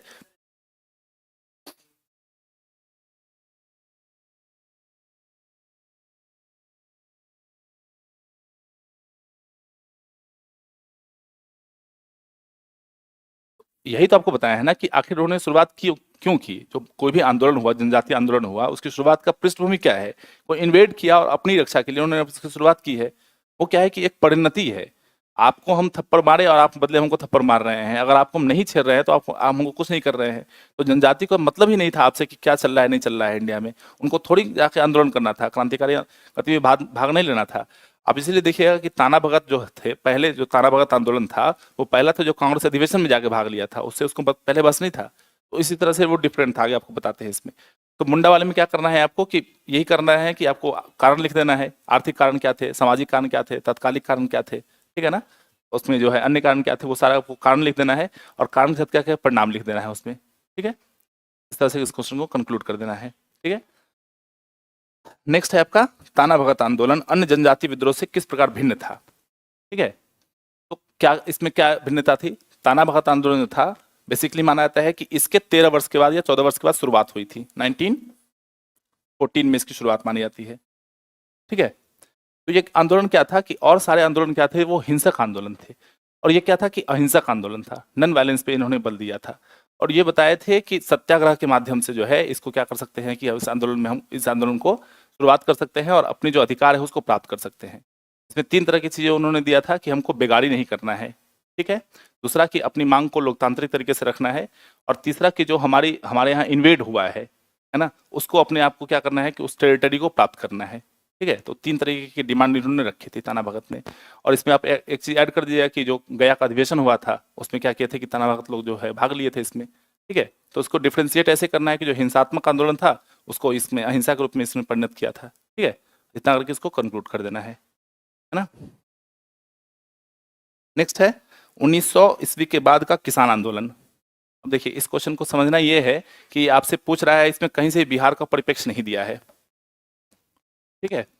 1920 के बाद जो 1919 के बाद जो है पूछ रहा है आपको किसान आंदोलन पूछ रहा है, लेकिन चूंकि ये बिहार का एग्जामिनेशन है तो आपको ज़्यादातर बिहार का इसमें पार्ट लिखना है, ठीक है। तो जितना भी विद्रोह हुआ है, 1921 का मोपला विद्रोह हुआ है, खेरा सत्याग्रह हुआ है, तो इस सारी चीज़ों को, हाँ, चंपारण भी डालना नहीं, चंपारण ही डालना है आपको, ठीक है ना। तो मोपला विद्रोह से शुरू कीजिए क्योंकि मेन जो है शुरुआत वहीं से मानी जाती है, ठीक है, 1921 का, क्योंकि वो बहुत ही प्रमुख वो था, दक्षिण भारत का था, तो केरला का।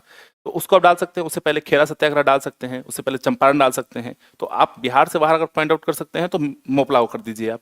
उसके बाद क्या करिए कि एक भाई बना दीजिए, आप फ्लो चार्ट बना दीजिए, ठीक है ना। उसमें बता दीजिए कौन कौन सा आंदोलन हुआ था, और उसमें आपको चंपारण को पॉइंट आउट कर देना है। 1920 को वो जो क्या बोलते हैं कि श्रद्धानंद वाला जो आंदोलन था दरभंगा वाला, उसको पॉइंट आउट कर देना है। मुंगेर वाला जो आंदोलन हुआ था उसको पॉइंट आउट कर देना है, और जो किसान आंदोलन हुआ उसको पॉइंट आउट कर देना है, और करके कंक्लूड कर देना है, ठीक है। कोई भी क्वेश्चन पूछे उसमें आप सोचिए कि बिहार का इनपुट हम ज़्यादा डालने का प्रयास करें। हाँ, बरैया ताल का आंदोलन था, ठीक है ना। हाँ, बरैया ताल का आंदोलन है, वो भी डाल सकते हैं आप। तो जो जो आंदोलन किसान का हुआ है बिहार में उस सारे क्वेश्चन को उसको डाल दीजिए, इनपुट डाल दीजिए, और उसके प्रभाव को ही डालिए, ठीक है। और ये हमेशा दिखाने का प्रयास कीजिए कि बिहार जो है या भारत कृषकों का देश रहा है, ठीक है ना। India is the country of agriculture, तो एग्रीकल्चर का क्या क्या उसमें कंट्रीब्यूशन था और उस समय आप देखेंगे कि धीरे धीरे एग्रीकल्चर कंट्रीब्यूशन घटा है, अगर जीडीपी में भी देखेंगे तो घटा है एग्रीकल्चर का, लेकिन उस समय में तो सबसे अधिक वही था। तो किसान आंदोलन की उत्पत्ति क्यों हुई? क्योंकि किसान, जैसे चंपारण है तो उसमें कहा जाता है कि जो तत्कालीन कारण थे उसका सबसे बड़ा कारण है, लोग नहीं लिखते हैं, कि भूमि के उर्वरा शक्ति का ह्रास हो रहा था। जो नील की खेती होती थी उससे क्या होता था कि भूमि अपनी उर्वरा शक्ति खो देती थी, और किसानों को सबसे बड़ा दिक्कत यही था। जब वो कमेटी गठित हुई थी तो कमेटी बोला था कि हम लीज पे लेते हैं, उसका कुछ दिन बाद जमीन को मुक्त कर देते हैं। हम तो किसान से जो है पट्टे पे लेते हैं और किसान को कुछ दिन बाद जमीन मुक्त कर देते हैं, तो आंदोलन करने का कोई प्रश्न नहीं उठता, उसकी जमीन को हम खरीद थोड़ी रहे हैं या हथिया नहीं रहे हैं। लेकिन किसान इसलिए विरोध करते थे कि बोलते थे कि हमारा भूमि जो है उर्वरा शक्ति खत्म हो जा रहा है इसका, तो हम बाद में इस जमीन को वापस लेके करेंगे क्या? तो मेन आंदोलन इस चीज के लिए था। तो हमेशा लिखिएगा कि जो आंदोलन की उत्पत्ति हुई इसका मूल क्या था, किसके लिए, किस चीज के लिए वो आंदोलन जो है उत्पत्ति हुआ उस चीज का। ठीक है, नेक्स्ट देखते हैं। पूछता है कि महात्मा गांधी के नेतृत्व में आयोजित आंदोलन की चर्चा करें, इस आंदोलन में निरंतरता और परिवर्तनीयता के तत्वों को ही पहचान करें। ये क्वेश्चन आपका पूरा फैलने वाला क्वेश्चन है, जितना आपके पास ज्ञान है अभी तक, पीटी में जितना पढ़े हैं उसको लिख दीजिए इसमें। ठीक है, तो शुरुआत कहाँ से कर सकते हैं आप? इसको शुरुआत आप कर दीजिए, आप चंपारण से शुरुआत कर दीजिए। चंपारण से पहले आप शुरुआत कर सकते हैं। गांधी जी सबसे पहले भारत में कब आए थे?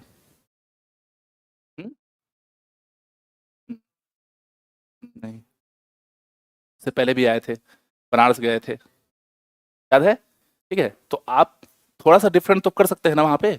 1901 में या 19 आए थे ना, 1901 में ही आए थे शायद। ठीक है, एक बार आप इस फैक्ट को देख लीजिएगा, चेक कर लीजिएगा, याद होने को। ठीक है, तो अगर आप इसको यहाँ से शुरुआत कर सकते हैं तो आप ये कर सकते हैं कि भारत की स्थिति को आके उन्होंने देखा था। ठीक है ना, मतलब भारत की स्थिति के बारे में 1915 में आने से पहले भी उनको पता था कि भारत की स्थिति वर्तमान में क्या है। तो थोड़ा सा आप डिफरेंट कर दिए, तो वहाँ पे एग्जामिनर को पता है कि इसको इससे ज़्यादा पता है। चंपारण तो सब लोग शुरू कर रहे हैं, आप थोड़ा सा इसमें पीछे चले जाइए, वहाँ से शुरुआत कर दीजिए। और फिर जो है वो जब गांधी जी को लग गया, गांधी जी का एक विशेषता आप और ध्यान रखिएगा कि पूछता भी है कि जो असहयोग हुआ था तो गांधी जी खत्म कर दिए। बहुत लोग बोलते हैं, बहुत आलोचक बोलते हैं, या जो उदारवाद, जो क्रांतिकारी लोग थे बोलते थे कि उस समय देश आज़ाद हो सकता था।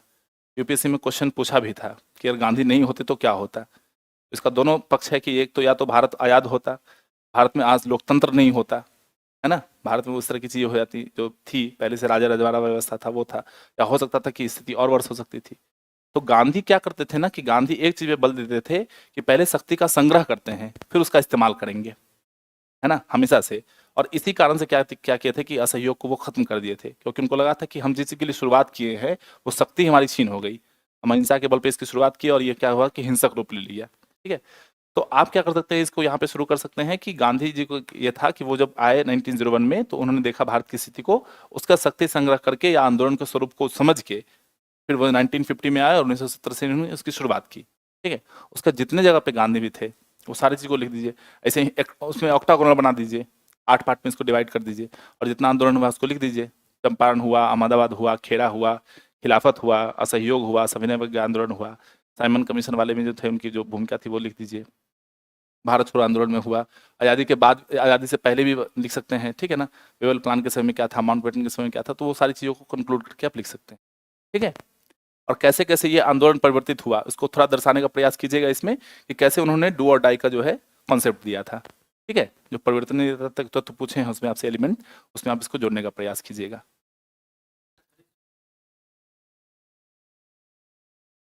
हाँ, तो वही बोले ना। हाँ,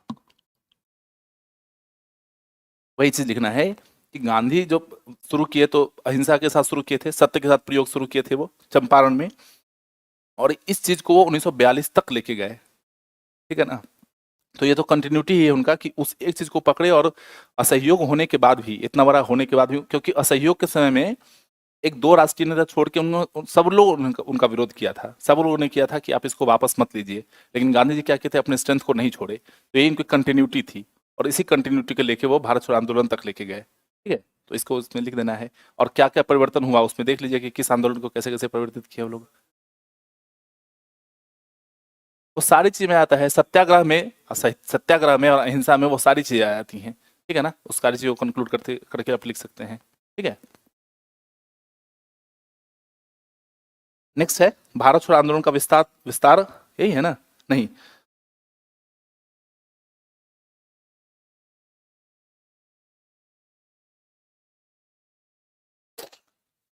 ठीक है। तो इसमें क्या करना है आपको कि पहला तो आपको ये दिखाना है कि भारत छोड़ो आंदोलन, सॉरी, जो भारतीय स्वतंत्रता संग्राम हुआ था उसमें क्या क्या फैक्टर, क्यों हुआ था, ये कौन कौन से फैक्टर उत्तरदायी थे इसमें। तो इसको आपको शुरू करना है कहाँ से, 1793 से, ठीक है ना। 1793 से इसकी शुरुआत कीजिए सबसे पहले। और इसमें फिर वही चीज है, इसमें किस कारण, इसमें पहले लिख दीजिए कि कौन कौन से कारण थे इसमें, ठीक है ना। आर्थिक कारण क्या थे, सामाजिक कारण क्या थे, तत्कालीन कारण क्या थे, सांस्कृतिक कारण क्या थे, क्योंकि संस्कृति का भी तो पतन हुआ था। भारत में आने के बाद जो भारत की अपनी मूल संस्कृति थी वो खत्म हो गई, ठीक है ना। सामाजिक जो आंदोलन थे, एक समय कहा जाता था 1829 में क्या हुआ था, ठीक है। तो जब राजा राम मोहन राय इसके विरोध में आवाज उठा रहे थे, उनको लोग बोलता था कि ये पाश्चात्य समर्थक हैं, ठीक है ना। तो जब इसके विरोध में आवाज उठा रहे थे तो लोग कहता था कि सती प्रथा जो है वो गुड है, भारत में गुड प्रैक्टिस है, ठीक है ना। लोगों का मत था, लोगों का मत था, तभी तो ये प्रैक्टिस चल रही थी, कोई विरोध नहीं कर रहे थे उसका, ठीक है ना। तो उनको उनको ये कह रहा था कि ये हमारा सामाजिक पतन है ना, कि जो हमारी सोसाइटी में जो वेल एस्टेब्लिश प्रैक्टिस है उसको खत्म कर रहे हैं। तो अंग्रेजों को लोग ये विरोध करते थे कि हमारे जो प्रैक्टिस है उसको खत्म कर रहे हैं, और उसके लिए जो राजा राम मोहन राय प्रयास प्रयास कर रहे थे, तो उनको भी लोग बोलते थे कि ये गलत है, ठीक है। तो इस सारी चीजों को आप कनेक्ट करने का प्रयास करिए एग्जामिनेशन में, कि जो जो चीजें अच्छी थी, अंग्रेज की जो चीजें अच्छी थी, सिर्फ बुरी चीजें तो नहीं लिखनी है उसकी, जो चीजें अच्छी थी, जैसे ये सती प्रथा का अंत जो था वो तो अच्छी चीजें थी। और अगर इसके लिए राजा राम मोहन राय को पाश्चात्य समर्थक कहा जाता है तो वो गुड है, कोई दिक्कत नहीं है, समझ रहे हैं ना। अगर आपकी कोई, आप मेरे दुश्मन हैं और आपकी कोई अच्छी आदत हम अपना रहे हैं तो ये तो गलत नहीं है, तो अपनाना चाहिए। तो ये सारी चीज़ में क्या करना है कि इसके कारण को लिखना है। फिर उसमें क्या करिए कि आप उदारवादी को बांट दीजिए, क्रांतिकारी को बांट दीजिए, कि दोनों का क्या क्या योगदान रहा। अगर सुभाष चंद्र बोस का इसमें योगदान है तो गांधी जी का योगदान है। अगर नौजवान संगठन का गठन है इसमें हुआ था, HSRA का गठन हुआ था इसके साथ में, तो साथ साथ में लिख दीजिए कि गांधी जी भी है उसके साथ में बैक में काम कर रहे थे, ठीक है ना। तो ये सारी चीज़ों को कंक्लूड कर दीजिए, एक पार्ट में इधर लिख दीजिए कि उदारवादियों का क्या योगदान है, और एक तरफ लीजिए क्रांतिकारियों का क्या योगदान है। पहले कारण लिख देना है, फिर दोनों का योगदान लिख देना है, ठीक है, और उसके बाद करके उसको कंक्लूड कर देना है, ठीक है। नेक्स्ट है, भारत छोड़ो आंदोलन का विस्तार अत्यंत सीमित था, किंतु इसकी घटनाएं अत्यंत तीव्र एवं प्रभाव निर्णायक रहा। क्या इसे आप सहमत है, उदाहरण भी दें। देखिए, इसका एक चीज आप लिखिएगा बस, इसमें क्या शुरुआत करना है कि भारत छोड़ो आंदोलन जो था वो भारत का स्वतंत्रता संग्राम का अंतिम आंदोलन था, ठीक है ना। और इसकी जो शुरुआत हुई थी तो लोगों को पता था कि ये सारे जो मित्र राष्ट्र वाला कॉन्सेप्ट है, ध्रुवीय राष्ट्र वाला कॉन्सेप्ट है, इसका जानते हैं ना, वर्ल्ड वॉर 2 वाला। तो हाँ, तो इसका क्या, क्रिप्स मिशन से इसकी शुरुआत हुई, और उसका जो दोनों कॉन्सेप्ट आया, मित्र राष्ट्र वाला, ध्रुवीय राष्ट्र वाला, तो इससे इसकी शुरुआत हुई थी। तो लोगों के मन में ये चीज, ये धारणा बैठ गई थी कि भारत भी आजाद हो सकता है। मतलब भारत जो है मानसिक रूप से गुलामी से मुक्त हो चुका था, अंग्रेजों की गुलामी से, और उसी मानसिक मुक्ति का परिणाम रहा भारत छोड़ो आंदोलन, ठीक है। तो इसका प्रभाव अत्यंत सीमित इसलिए रहा क्योंकि इसमें जितना उदारवादी लोग थे, या जितने भी इसको कहिए जो वेल एस्टेब्लिश्ड लोग थे, उनको ये समझ में आ चुका कि भारत आजाद हो चुका है, ठीक है। और उसमें जितने बड़े बड़े नेता थे उनको क्या किया था कि गिरफ्तार कर लिया गया था। तो इस आंदोलन का ब्यूटी ये था कि इस आंदोलन को छोटे नेताओं ने चलाया था, ठीक है। भारत छोड़ो आंदोलन का एक ब्यूटी रहा कि आप देखेंगे जितने भी बड़े बड़े नेता थे, एक को आग पैलेस में गिरफ्तार करके ले गए, बिहार में राजेंद्र प्रसाद को हजारीबाग में लेके रख दिए। तो ये सारे फैक्ट को आप लिखिएगा वहां पे, ठीक है ना। तो ये सारे फैक्ट को लिखने के बाद आपको उसमें आप ये बताने का प्रयास कीजिएगा कि इसमें महिलाओं का जो योगदान रहा या छोटे छोटे नेताओं का योगदान रहा, तो इसका प्रभाव अत्यंत सीमित इसलिए कहा जा सकता है कि इसमें इस तरह के क्वेश्चन में आप पॉजिटिव सेंस के साथ चले जाइए इसके साथ, ठीक है ना। बिल्कुल डाल सकते हैं। हाँ, तो कहा ही गया है ना, इस आंदोलन की शुरुआत जो वर्धा में इसकी बैठक हुई थी 8 अगस्त 1940 को, तो इसका बैठक का मूल उद्देश्य क्या था, इसका मूल उद्देश्य तो यही था। तो आप यहाँ से बिल्कुल शुरुआत कर सकते हैं। देखिए, हाँ, बस हाँ, वहां से स्टार्ट कर दीजिए, क्योंकि देखिए, आप कोई भी स्वतंत्रता आंदोलन का अगर लिख रहे हैं तो उसका कारण क्या है कि हम अंग्रेज की नीतियों का विरोध कर रहे हैं, अंग्रेज की नीतियों का विरोध कर रहे हैं, इससे तो हम इस आंदोलन को कर रहे हैं। तो आप यहाँ से इसको बिल्कुल शुरुआत कर सकते हैं, ठीक है। और इसको शुरुआत करने के बाद जो है इसकी जो जितने भी क्षेत्र हैं इसमें भी मैप बना दीजिए, मैप के माध्यम से इसमें इंडिया का मैप बना दीजिए, इंडिया के मैप के साथ साथ बिहार का मैप बना दीजिए, जहाँ पे जो जरूरी है वहाँ का मैप बनाइए, और मैप खूब प्रैक्टिस कीजिए आप लोग। आपको सबका बिहार का सबका स्थान याद है आप लोगों को, बिहार का है 38 जिला याद है? हाँ? नहीं याद है? आप लोगों को 1 महीना मेंस देना है, आप लोग 1 महीना समय तो नहीं है शायद अब। हाँ, हाँ, जैसे मान लिया कि आपसे पूछे आपसे कि कृषि रोड मैप का है, तो उसमें पूछेगा कि एग्रीकल्चर क्लाइमेट जोन जो है उसको दर्शाना है ना? तो वो सब चीज़ आपको देखना पड़ेगा ना। तो 4 चीज़ करके आपको 4 को पॉइंट आउट करना पड़ेगा, चारों को जिला दिखाना पड़ेगा उसमें आपको, ठीक है ना? तो बिहार के मैप को खूब खूब अच्छे से तैयार कर लीजिए, इतना अच्छे से तैयार कर लीजिए कि आप कहीं भी पॉइंट आउट कर सकें। पता चला कि आप पटना को ऊपर दिखा दे रहे हैं, तो फिर तो समझ जाएगा ना कि इसको नहीं पता है पटना के बारे में, या आप कहीं बाहर से हैं, है ना? तो बिहार के मैप को खुद से तैयार कर लीजिए। तो मैप को उसमें दोनों मैप को डाल सकते हैं कि इंडिया का मैप डाल दीजिए, और एक क्या कर दीजिए कि बिहार का मैप डाल दीजिए, दोनों को लोकेट कर दीजिए, और उसका इसका प्रभाव को दिखा दीजिए कि क्या प्रभाव रहा है इसका। ठीक है, नेक्स्ट क्वेश्चन है, भारत में राष्ट्रवाद की उत्पत्ति के विभिन्न कारणों की चर्चा करें और 1857 के विद्रोह की का इसका क्या संबंध था। शुरुआत यहाँ पे, शुरुआत ये तो राष्ट्रवाद क्या होता है, ये इसका इससे शुरुआत कर दीजिए, है ना, कि अपने राष्ट्र की रक्षा के लिए जो क्रांतिकारी लोग हैं या जो भी है उसके लिए आंदोलन करने की प्रक्रिया को राष्ट्रवाद कहता है। और इसको आप वहां से भी शुरू कर सकते हैं, इटली के पुनर्जागरण से ही शुरू कर सकते हैं जोड़ते हुए, ठीक है ना? किसके लिए?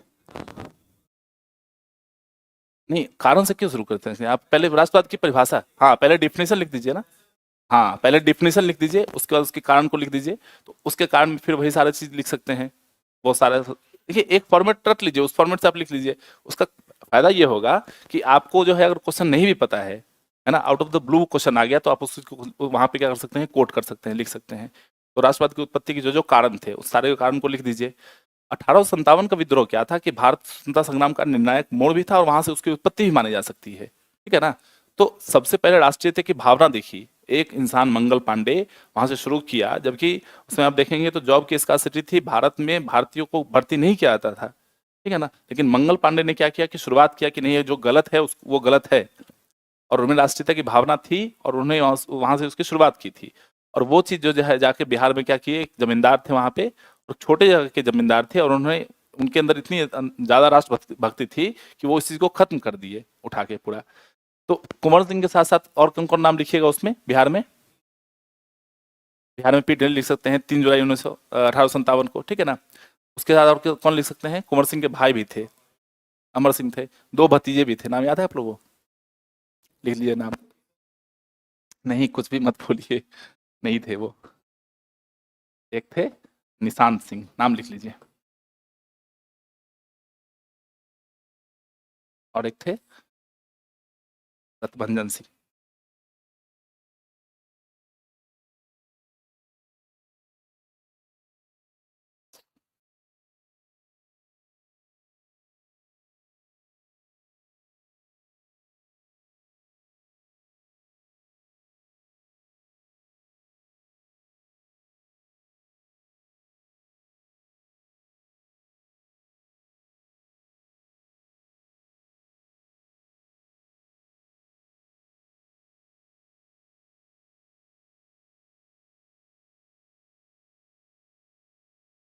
ठीक है, तो ये 2 लोग थे, ये आपका एक्स्ट्रा फैक्ट है।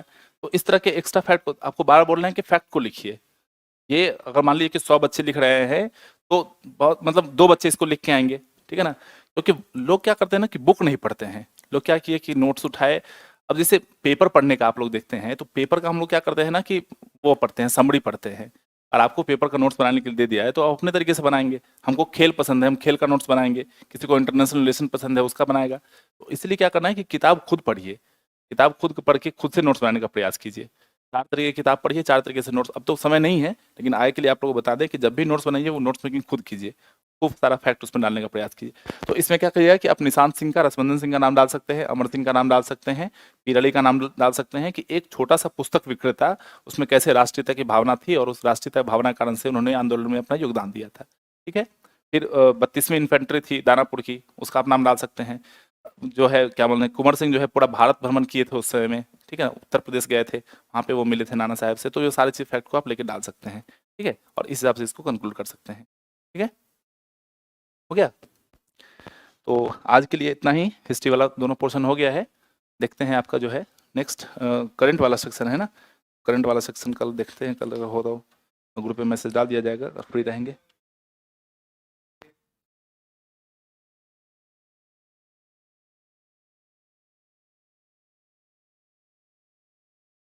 हम्म।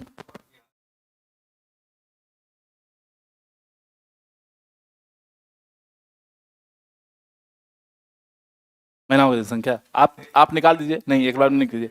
नहीं, नहीं, एक बार में मत निकालिए। क्यों? क्योंकि पूरा देखिए, वो डीआई क्या है ना कि बनाने के लिए दिया गया है, वहाँ पे सिर्फ आपसे आंसर नहीं पूछ रहा है। थोड़ा एक्सप्लेन कर दीजिए। एक बार आप 3:4 रेशियो निकाल दीजिए। जैसे मान लीजिए कि 72,000 का जनसंख्या है, तो उसका आप एक बार करके, जैसे मान लीजिए उसको कर लीजिए, करके निकाल दिए।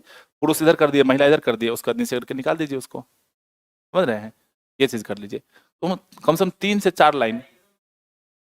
नहीं, कोई ज़रूरत नहीं है। नहीं, बिल्कुल ज़रूरत नहीं है। वो आपके अपने फ़ायदे के लिए है। बिल्कुल कर सकते हैं। वो आपके अपने फ़ायदे के लिए है कि आपको बार-बार कैलकुलेटर यूज़ ना करना पड़े। 2 तरीके से स्टैट बनता है। एक तो क्या कि आप ऊपर बना लीजिए अपना डायग्राम, ठीक है ना? और दूसरा कि वो कर लीजिए। लेकिन उसमें पता है नुकसान क्या है उसमें? जैसे कुछ क्वेश्चन, जैसे मान लीजिए कि 20 डेटा दिए हुए हैं, कार का उत्पादन, जीप का उत्पादन, बस का उत्पादन। तो क्वेश्चन में आप एक बार पढ़ लीजिए कि अगर बस का उत्पादन नहीं पूछ रहा है तो डायग्राम बनाने की क्या ज़रूरत है आपको पहले शुरू में ही? तुम्हें जरूरत नहीं है सारणी बनाने का आपको। उसको आप क्वेश्चन को देख के उसको हल कर लीजिए, और ये आपको प्रैक्टिस से आएगा। पर डे आप कम से कम 2 डीआई बनाइए।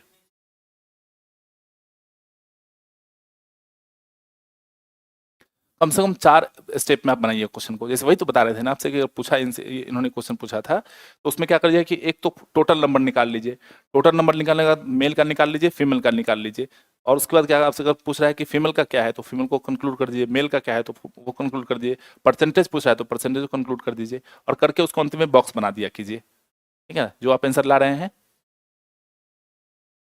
हाँ। हुँ, हुँ, हुँ, हाँ। तो नहीं, वही आपको बार-बार बताया कि यही आपको हम शुरू में बताए थे कि यही गलती हम किए थे, है ना? उसको आप तोड़ने का प्रयास करिए, तोड़ के लिखिए। देखिए, उनके पास जो आंसर है ना। हाँ, हुँ, हाँ, बिल्कुल।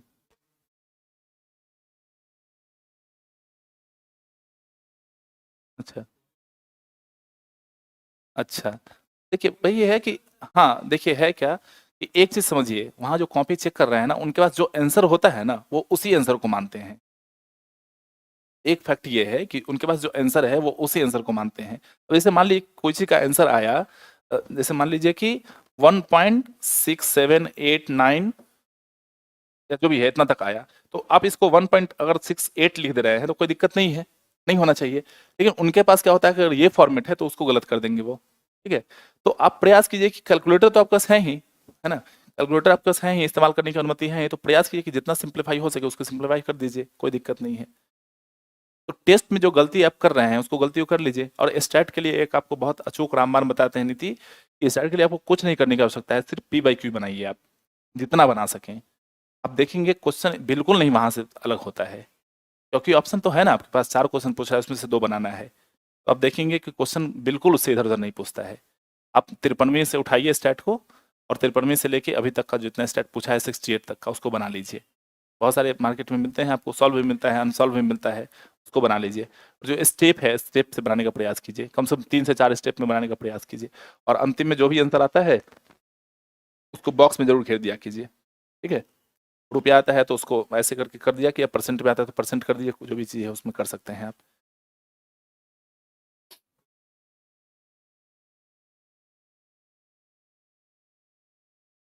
हर जगह नहीं, जहाँ कंक्लूड कर रहे हैं वहाँ।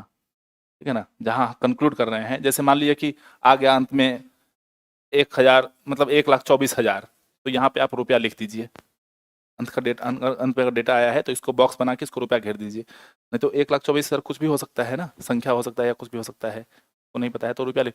अपने तरीके से गलती करने का प्रयास मत कीजिए, जितना हो सके, जितना पूछ रहा है, क्योंकि देखिए, यूपीएससी का आंसर राइटिंग, बीपीएससी का आंसर राइटिंग दोनों अलग अलग चीज़ें हैं। यूपीएससी का इंटरव्यू, बीपीएससी का इंटरव्यू दोनों अलग अलग चीज़ें हैं। ये स्टेट कमीशन है। You have to follow. आपको क्या करना है ना कि जो आपके सीनियर हैं उनके आदेशों को फॉलो करना है। आप फॉलोवर हैं, आप आदेश देने वाले नहीं हैं। तो आपको क्या करना है ना कि फैक्ट पे ध्यान देना है। जितना फैक्ट आप इनपुट डाल सकें वहाँ पे, बस इसी का एग्जाम है। और जितना वहाँ पे फैक्ट डालिएगा उतना अच्छा एग्जामिनेशन होगा। फैक्ट डालिए, क्लियर लिखने का प्रयास कीजिए, मैप, डायग्राम, फ्लो चार्ट बनाने का प्रयास कीजिए। बस उसमें इतना करके आइए, आपको एकदम जो है बेहतर हो जाएगा व्यवस्था। और स्टेट वाले में यही कीजिए कि जो क्वेश्चन आपसे पूछा है उसको वो करने का प्रयास कीजिए, और काटिए उटिए मत उसमें। ठीक है ना? आप एक बार देख लीजिए पहले बना के कि हमसे कौन सा स्टेट बन सकता है। कैसे आप लोग लिखते हैं? पहले हिस्ट्री लिखते हैं, उसका कैसे बनाते हैं? स्टैट से शुरुआत करते हैं। अच्छा नीति है, लेकिन आप पहले हिस्ट्री लिख लीजिए, कोई दिक्कत नहीं है। एक बार इस टेस्ट में लिख के देखिए, नेक्स्ट वाले टेस्ट में। हाँ, जैसे देखिए, मान लीजिए कि अगर पहले बार स्टैट स्टैट को बनाए और दोनों स्टैट आपसे नहीं बन रहा है, गलती हो गया, पैनिक हो गए, तो हिस्ट्री वाले क्वेश्चन क्योंकि क्या है, फैक्चुअल है। आप कहीं आपका दिमाग खराब हो गया, फैक्ट भूल गए, फिर आप क्या करेंगे? हाँ, और दूसरा कि हिस्ट्री का ऐसा क्वेश्चन है ना कि आप हिस्ट्री क्वेश्चन को एकदम से आप 45 मिनट में लिख सकते हैं।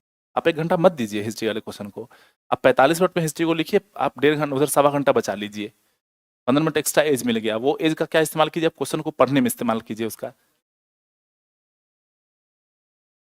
हाँ, हाँ, आप हिस्ट्री अगर लिख देंगे ना 45 मिनट में, तो आपके पास क्या होगा कि एक 15 मिनट का एज मिल जाएगा आपको। उस 15 मिनट को क्या कीजिए कि आप क्वेश्चन पढ़ने में इस्तेमाल कीजिए उसको। ठीक है ना? समझ रहे हैं? तो हम मेरे हिसाब से पहले हिस्ट्री लिख लीजिए, क्योंकि हम ऐसे ही जब भी लिखे हैं हम ऐसे ही लिखे हैं, और वो चीज़ फ्रूटफुल है।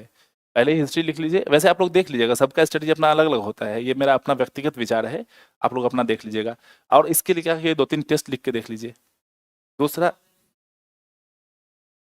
हम्म, कॉन्फिडेंस बढ़ जाता है। तो आप साइड बाय साइड इसमें देखिए कि अगर गलत हो गया तो फिर तो देखिए, 72 नंबर तो आपको सही सेकंड हाफ में भी होना है। साइकोलॉजिकली तो आपको देखिएगा तो आपको सेकंड पार्ट में भी होना है उसमें सही। लेकिन अगर पहले में गलत हो गया, आपसे नहीं बन रहा है क्वेश्चन, कुछ तरह की चीजें हो गई, डेटा फैक्ट गलत हो गया। एक चीज हमेशा ध्यान रखिएगा ना कि माइंड का साइकोलॉजी जो होता है वो बहुत बेकार होता है। इसलिए कहा जाता है कि सोशल साइट्स हमको नहीं इस्तेमाल करना चाहिए। इसका क्या कारण है? ऐसे मान लिए कि अपने फ्रेंड को आपने मैसेज किया कि कैसे हो, और वो रिप्लाई नहीं दिया, कोई काम कर रहा है, तो आप जब तक पढ़ेंगे तब तक आपके दिमाग में रहेगा कि वो रिप्लाई क्यों नहीं दिया। तो सोशल साइट सिर्फ इसलिए खतरनाक नहीं है कि आपको जो है टाइम वेस्ट हो रहा है, आपके साइकोलॉजी को प्रभावित कर रहा है।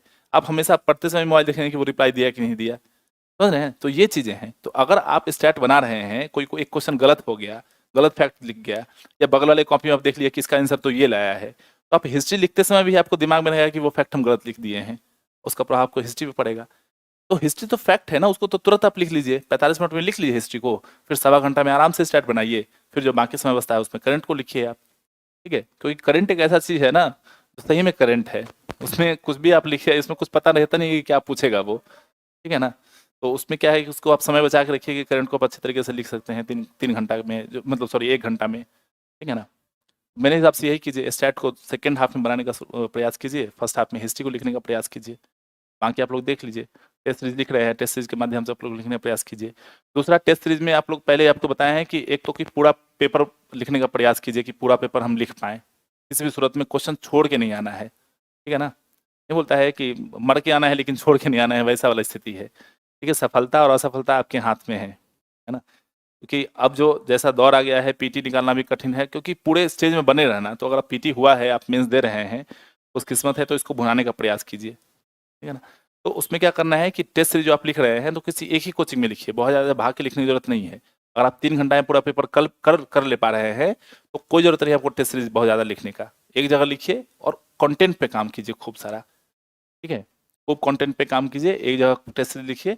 अब बस ये लिख दिए कि हम 3 घंटा में कर पा रहे हैं कि नहीं कर पा रहे हैं, क्योंकि क्वेश्चन जो पूछा जा रहा है ना, हूबहू वहाँ तो पूछा नहीं जाएगा। तो चेक हो रहा है, जो मार्किंग पैटर्न यहाँ का है, वहाँ का मार्किंग पैटर्न अलग है।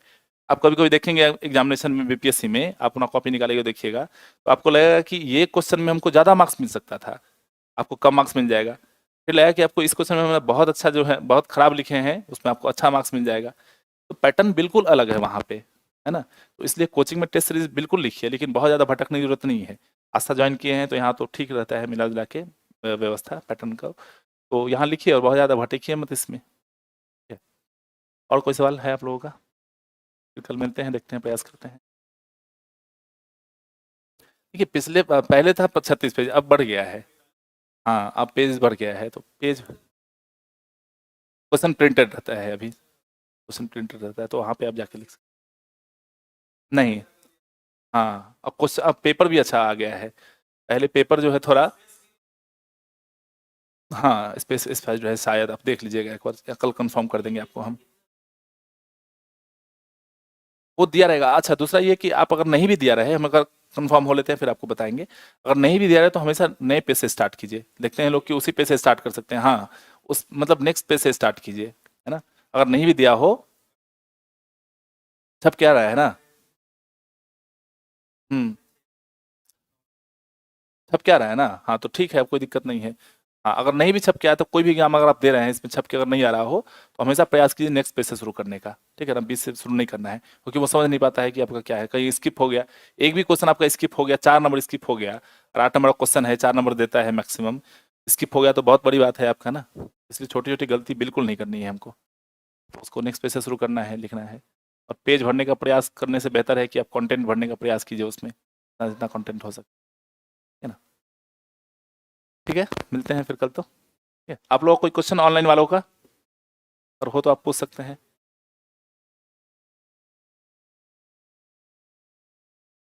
ठीक है, कंक्लूड करते हैं, देखते हैं फिर कल मिलने का प्रयास करेंगे आप लोगों से भी। Okay, thank you.